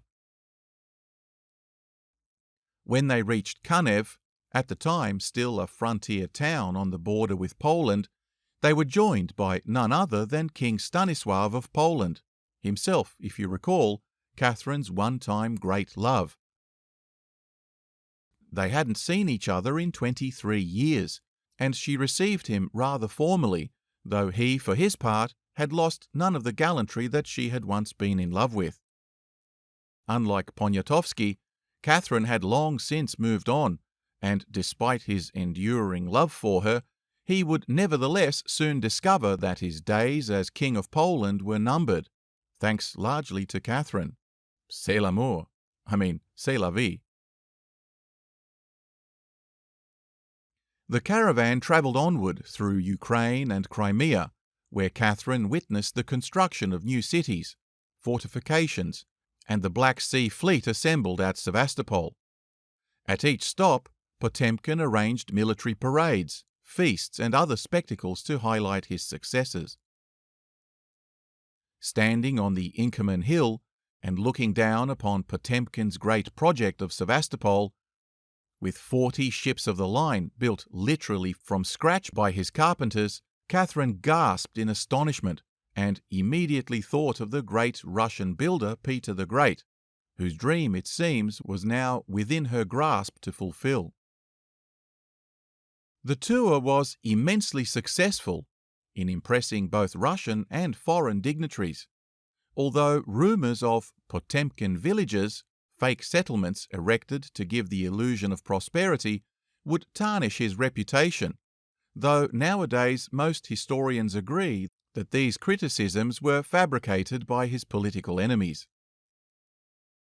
The Ottoman Empire, alarmed by Russian expansion, and now very public advertising of the Greek project, saw these Russian displays of power as direct provocation. The Turkish government, already agitated by Russian meddling in its Balkan Christian territories, felt compelled to act. By 1787, once again under pressure, but this time from Britain, France, and Prussia, the Ottoman Sultan again declared war. Attempting to seize the initiative, the Ottomans sent an amphibious invasion to the mouth of the Dnieper River, laying siege to the fortresses on the Kinburn Peninsula at its mouth. But the Turks, numbering over 5,000 men, and with 25 warships providing artillery support, failed to dislodge General Suvorov, who just happened to be in town. His garrison of 1,500 troops, despite being heavily outnumbered and vastly outgunned, launched a number of brazen counterattacks and sorties from their fortress, inflicting significant casualties on the attackers. General Suvorov himself typically led from the front and had 2 horses shot out from under him, and was later wounded in the face and hand. But as the fighting raged on, a regiment of Cossacks arrived to reinforce the defenders, outflanking the enemy and forcing them to retreat in disarray. Canister shot from repositioned Russian batteries further decimated the Turkish lines when they were finally in range. This ignominious defeat was a harbinger of things to come for the Ottomans, while General Suvorov was once again decorated as a hero. In Moldavia, an Ottoman vassal state, Russian troops under General Rumyantsev pressed in and retook Khotyn as they had done just a few years earlier, following soon after with the capture of the capital city of Jassy. Potemkin himself also led an assault on the fortress of Ojakov, which resulted in enormous losses on both sides, but a decisive victory nevertheless for the Russians. By August of 1789, a combined Austrian-Russian army, led by General Suvorov and Austrian Prince Josias of Coburg, though again heavily outnumbered, completely routed an entire Ottoman army at Fochany, forcing the Turks out of Moldavia altogether. And this success was followed up in September by a stunning victory at Rymnik, where 25,000 Austro-Russian soldiers took on 100,000 Ottoman troops, raised by the Grand Vizier himself. A fearful host containing 40,000 elite janissaries and 40,000 professional Sipahi and Delhi cavalry. The Allies, despite being outnumbered 4-1, nevertheless advanced on the enemy, and in numerous engagements regularly inflicted casualties at a rate of 20-1, before unleashing their own hussars that caused the complete disintegration of the Ottoman army, with Turks fleeing in all directions. The battle, which would become a textbook example of complex maneuvering over rough terrain, once again earned Suvorov international prestige, and both he and Prince Josias of Austria would continue their illustrious careers well into the French Revolutionary Wars of the future. But for now, things were looking grim for the Ottomans. They tried to regain some momentum elsewhere by mounting an offensive over in Croatia. It not only failed completely, but they lost a key fortress at Cetingrad. Even worse, an Austrian army managed to finally conquer the Serbian capital of Belgrade, which had been in Ottoman hands for over 250 years.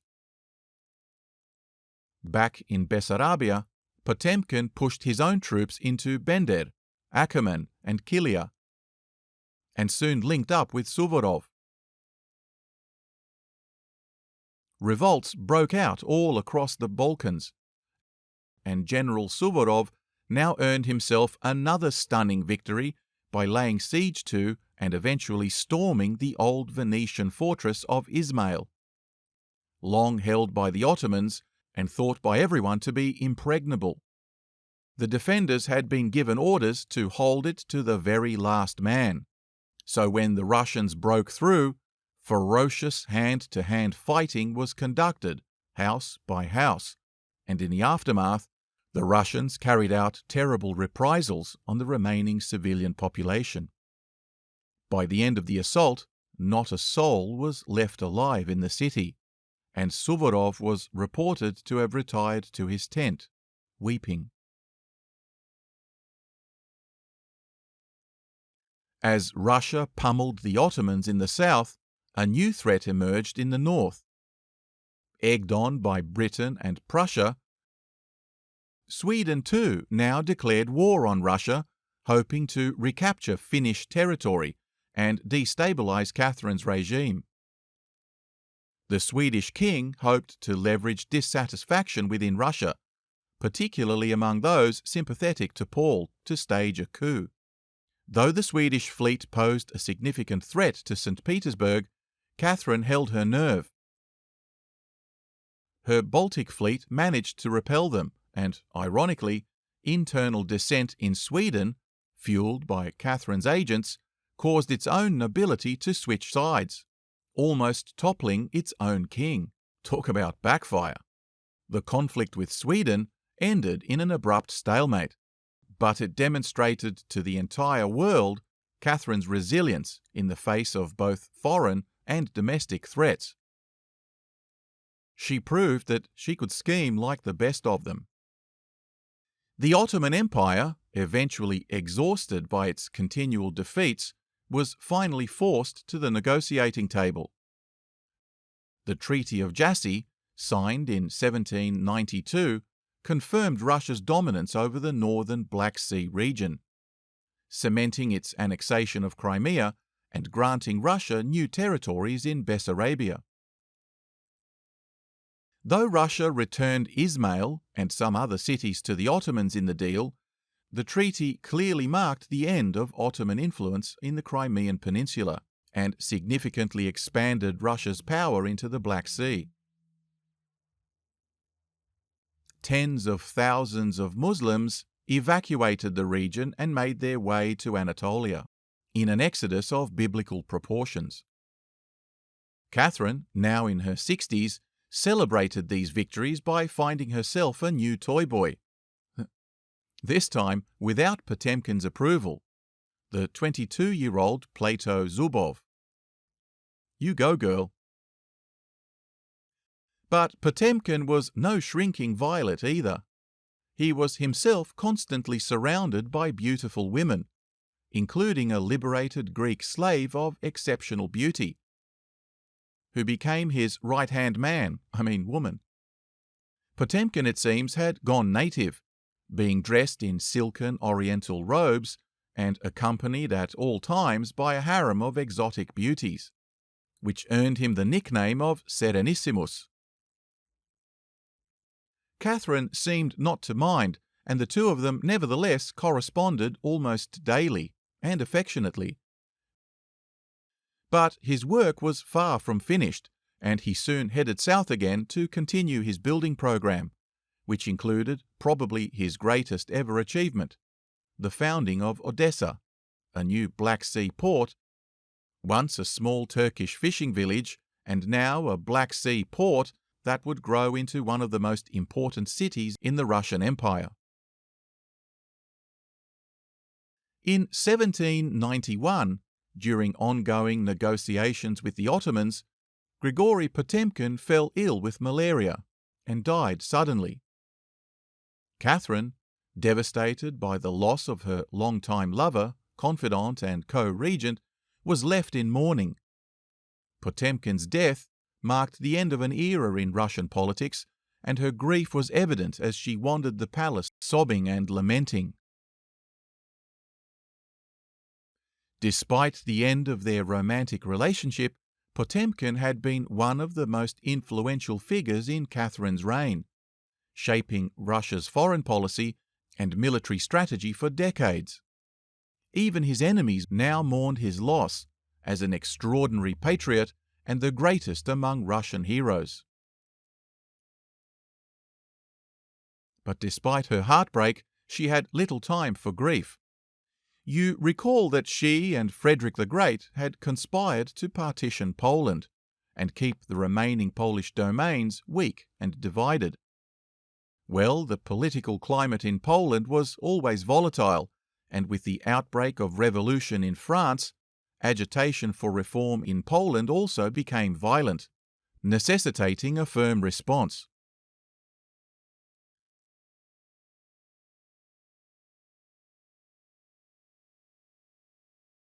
By 1789, France was in deep financial trouble, teetering on the edge of bankruptcy.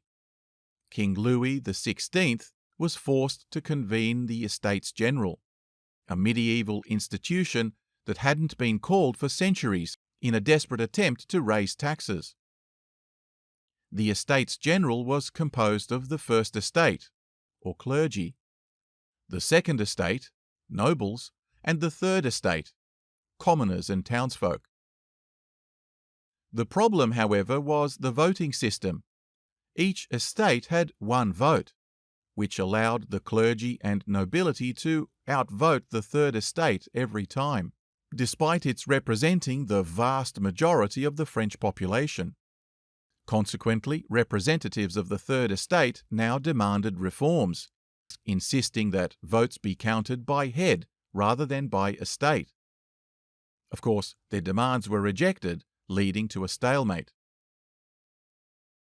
Frustrated by this deadlock, delegates of the Third Estate now took a radical step, and on June 17, 1789, the Third Estate rebranded itself the National Assembly and vowed to draft a new constitution for France. This move was the spark that ignited the French Revolution, as it challenged both the authority of the monarchy and the entrenched feudal order. What followed was a violent power struggle, plunging France into civil war. Inspired by the revolutionary events in France, Poland's Sejm, or Diet, embarked on its own reform agenda, enacting progressive changes that enfranchised the bourgeoisie, curbed abuses of the nobility, and introduced protections for serfs. The Polish Constitution of 1791 was groundbreaking. It was the first truly modern constitution in Europe, drawing inspiration from both the American model of citizen rights while maintaining a constitutional monarchy like Britain's. It aimed to modernize Poland, strengthen its central government, and prevent foreign interference. Catherine the Great, however, despite her professed liberalism, viewed these reforms as a threat to her control over Poland. She denounced the Polish constitution as merely a product of Jacobin infiltration, fearing that the revolutionary ideas from France might spread to her own empire. Frederick the Great of Prussia, despite his duplicity in Russia's war with the Ottomans, saw an opportunity to further gain territory from Poland and again backed Catherine all the way in her efforts to undermine the reforms. So it was that in 1792, Russian troops once again marched into Poland, under the by now usual pretext of restoring law and order, while Prussia, and indeed the rest of Europe, stood idly by. The Polish army fought bravely, achieving several notable victories against the invaders, but internal divisions and a lack of external support doomed their efforts. By 1793, King Stanislav II, and now her political puppet, surrendered under the assurance that Poland's borders would be respected. But these promises were empty. Russia and Prussia simply annexed another 2/3 of what remained of Poland, leaving the already eviscerated country even more fragmented. But Polish resistance continued, and in 1794, Tadeusz Kościuszko, or as we Australians like to call him, Kosciuszko, led a spirited uprising. Kościuszko was a Polish national hero, as well as a veteran of the American Revolutionary War. Australia's highest mountain is named after him, but I promise I won't take you down that rabbit hole. Anyway, Kościuszko promised land reforms and freedom for the serfs, which won him broad popular support. Despite initial successes, including a few battlefield victories, the uprising was ultimately doomed. Kościuszko's forces were poorly equipped, and the lack of experienced officers hindered the rebellion's chances of long-term success. He was eventually captured and imprisoned in St. Petersburg. The failed Kościuszko uprising gave Catherine and Frederick all the excuse they needed to once again partition Poland, this time for good. Soon after, in 1795, Poland was erased from the map, with its remaining territory divided between Prussia, Russia, and Austria.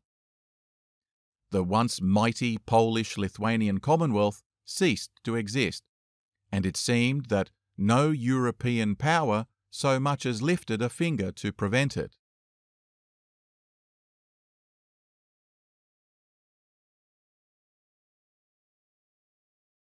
By the time of Poland's final partition, Catherine the Great had been on the throne for 33 years, transforming Russia from a peripheral backwater into a major European power.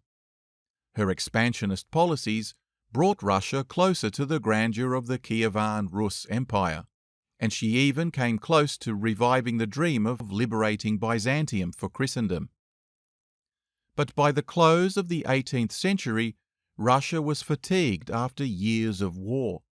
Many peasant households had lost sons to the conflict, and severe famines had worsened the economy.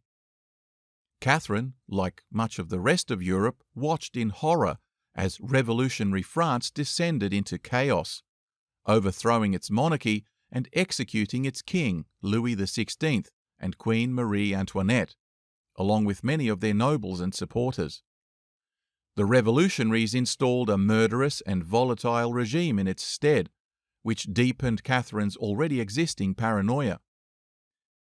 She now feared that her own son, Grand Duke Paul, was plotting to overthrow her. To make matters worse, the conditions faced by Russian peasants were far worse than those of their French counterparts. But for the moment, Russian society, being deeply religious and conservative, still remained under her control. She always made it a priority to cultivate her public image as a pious and devoted sovereign, toiling for the good of the nation, and for the moment her PR campaign seemed to be working. But the events in France led Catherine to reverse her previous support for Enlightenment thinkers like Voltaire and Rousseau. Their works, once celebrated in St. Petersburg, were now banned all over Russia. French culture, too, once the dominant influence at the Russian court, quickly fell out of favour. St. Petersburg, which had long used French as its official diplomatic language, switched to Russian, spurring a new wave of domestic arts and literature. Catherine also tightened state repression, monitoring newspapers and censoring dissenting literature, as her paranoia, vanity, and sense of destiny grew unchecked. In November of 1796, after a routine morning of breakfast and government business, Catherine collapsed from a stroke. Grand Duke Paul, his children and key ministers now gathered for a vigil. Paul, visibly agitated, searched Catherine's room for a letter that reputedly named his young son Alexander as her successor, bypassing him. Indeed, Catherine had persuaded the boy, when he was only 4 years old, to sign such a letter, despite his inability to read, but the document was seized and her long-anticipated scheme came to nothing. She never regained consciousness and passed away a few hours later. Paul, now proclaimed emperor, immediately began reversing many of the policies she and Potemkin had enacted. One of his first actions was to reinstate the law of male primogeniture, ensuring that no woman would ever again sit on the Russian throne. His reign was largely to be marked by his efforts to undo Catherine's legacy, moving quickly to restore honour to his father, Peter III, who, if you recall, had been buried without imperial honours. Paul now ordered his remains to be exhumed and reburied in St. Petersburg, personally placing the Romanov crown on Peter's now skeletal brow. Paul despised the Russian nobility's perceived corruption and laziness.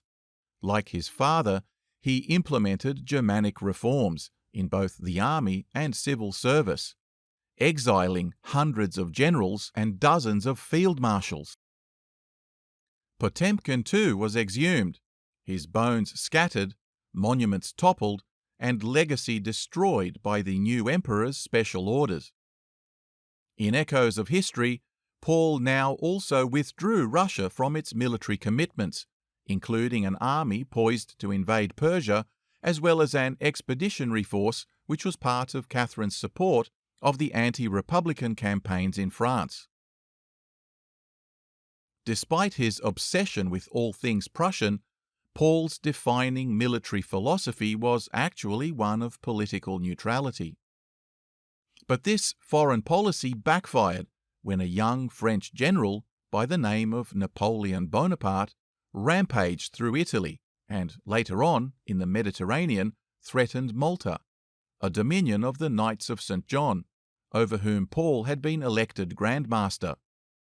Thus drawn into conflicts against France, Paul's blunders alienated much of the military, leading to yet another coup in which he was actually strangled by one of his own generals in 1801. The new emperor, his son Alexander I, was now installed, and he too now reversed many of his own father's policies. Russia itself would go on to have a complicated and dramatic future, traumatized by the Napoleonic Wars to come, and then finally abolishing serfdom, which, ironically, failed to curtail the widespread poverty and exploitation of the common people, or prevent the Bolshevik Revolution that extinguished the entire Romanov dynasty. An ideology based on the welfare of the common man, the communist regime proved to be even worse at preventing poverty, though it did achieve the ancient dream of regaining Kievan Rus territories, but this time under the guise of the Soviet Union. So, what can we say about Catherine the Great, the insignificant German princess who went on to become a major player in European politics and Russian history? Her reign marked an era of splendour, military triumphs, and political transformation. Standing on the shoulders of the formidable women who preceded her, she wielded propaganda masterfully, cultivating an image of power, and was both loved and feared, domestically and abroad. Her rule saw Russia expand its territories and influence, but it came at the cost of vanity, paranoia, and a ruthless pragmatism that were the hallmarks of her predecessors, who also forged their own paths through sheer will in a male-dominated society. Despite her Enlightenment ideals, Catherine, like the matriarchs before her, ruthlessly suppressed her opponents, and even legitimate heirs, just to maintain a firm grip on power for herself. Historian Ian Gray aptly summarizes her legacy. This insignificant German princess, endowed with neither beauty nor special talents, usurped the throne of Russia by courage, will, intelligence, and by a certain brilliance of personality. She had become the most powerful monarch in Europe in her time. While female rulers like Catherine the Great, Elizabeth, and Olga the Viking shared many traits with their male counterparts, ambition, ruthlessness, and a desire for power, their approach to governance often displayed different priorities. They typically leaned toward diplomacy, cultural development, and fostering a distinctly Russian identity, with greater emphasis on social reforms. While not shying away from conflict, they tended to prioritize stability and internal growth, as well as to develop Russia's unique cultural and intellectual image. In the final analysis, Catherine the Great's reign especially is defined by a profound paradox. She was both a visionary and reactionary, promoting the ideals of reason and progress, while relying on the tools of autocracy to hold her empire together. Her deft use of propaganda helped shape her image as a benevolent ruler, while her actions often revealed a monarch more concerned with self-preservation than reform. The Enlightenment, which she championed abroad, often fell victim to the realpolitik she practiced at home. This duality between her public devotion to philosophical progress and her pragmatic pursuit of power ensures that Catherine remains a complex and fascinating figure in the annals of history. Like her or hate her, you have to admire her guts and determination, born out of the deep scars of youthful neglect that can so easily turn a dove into a devil, something from which none of us are ever very far removed. If you enjoy our content, Please show us some love by liking and sharing with your friends, dropping a comment or two, and by subscribing to the channel. It really does help us grow and reach more people. Check out our socials and website too for additional material, interesting historical nuggets and news. If you've got some cash to spare and are feeling generous, why not become a Patreon supporter and immortalize your name in the credits of future videos? Or not, even anonymous cash is welcome. See the description section for options. Trust me, I'm a long way from quitting my day job. But whatever your position is, thank you for watching, and see you in the next video.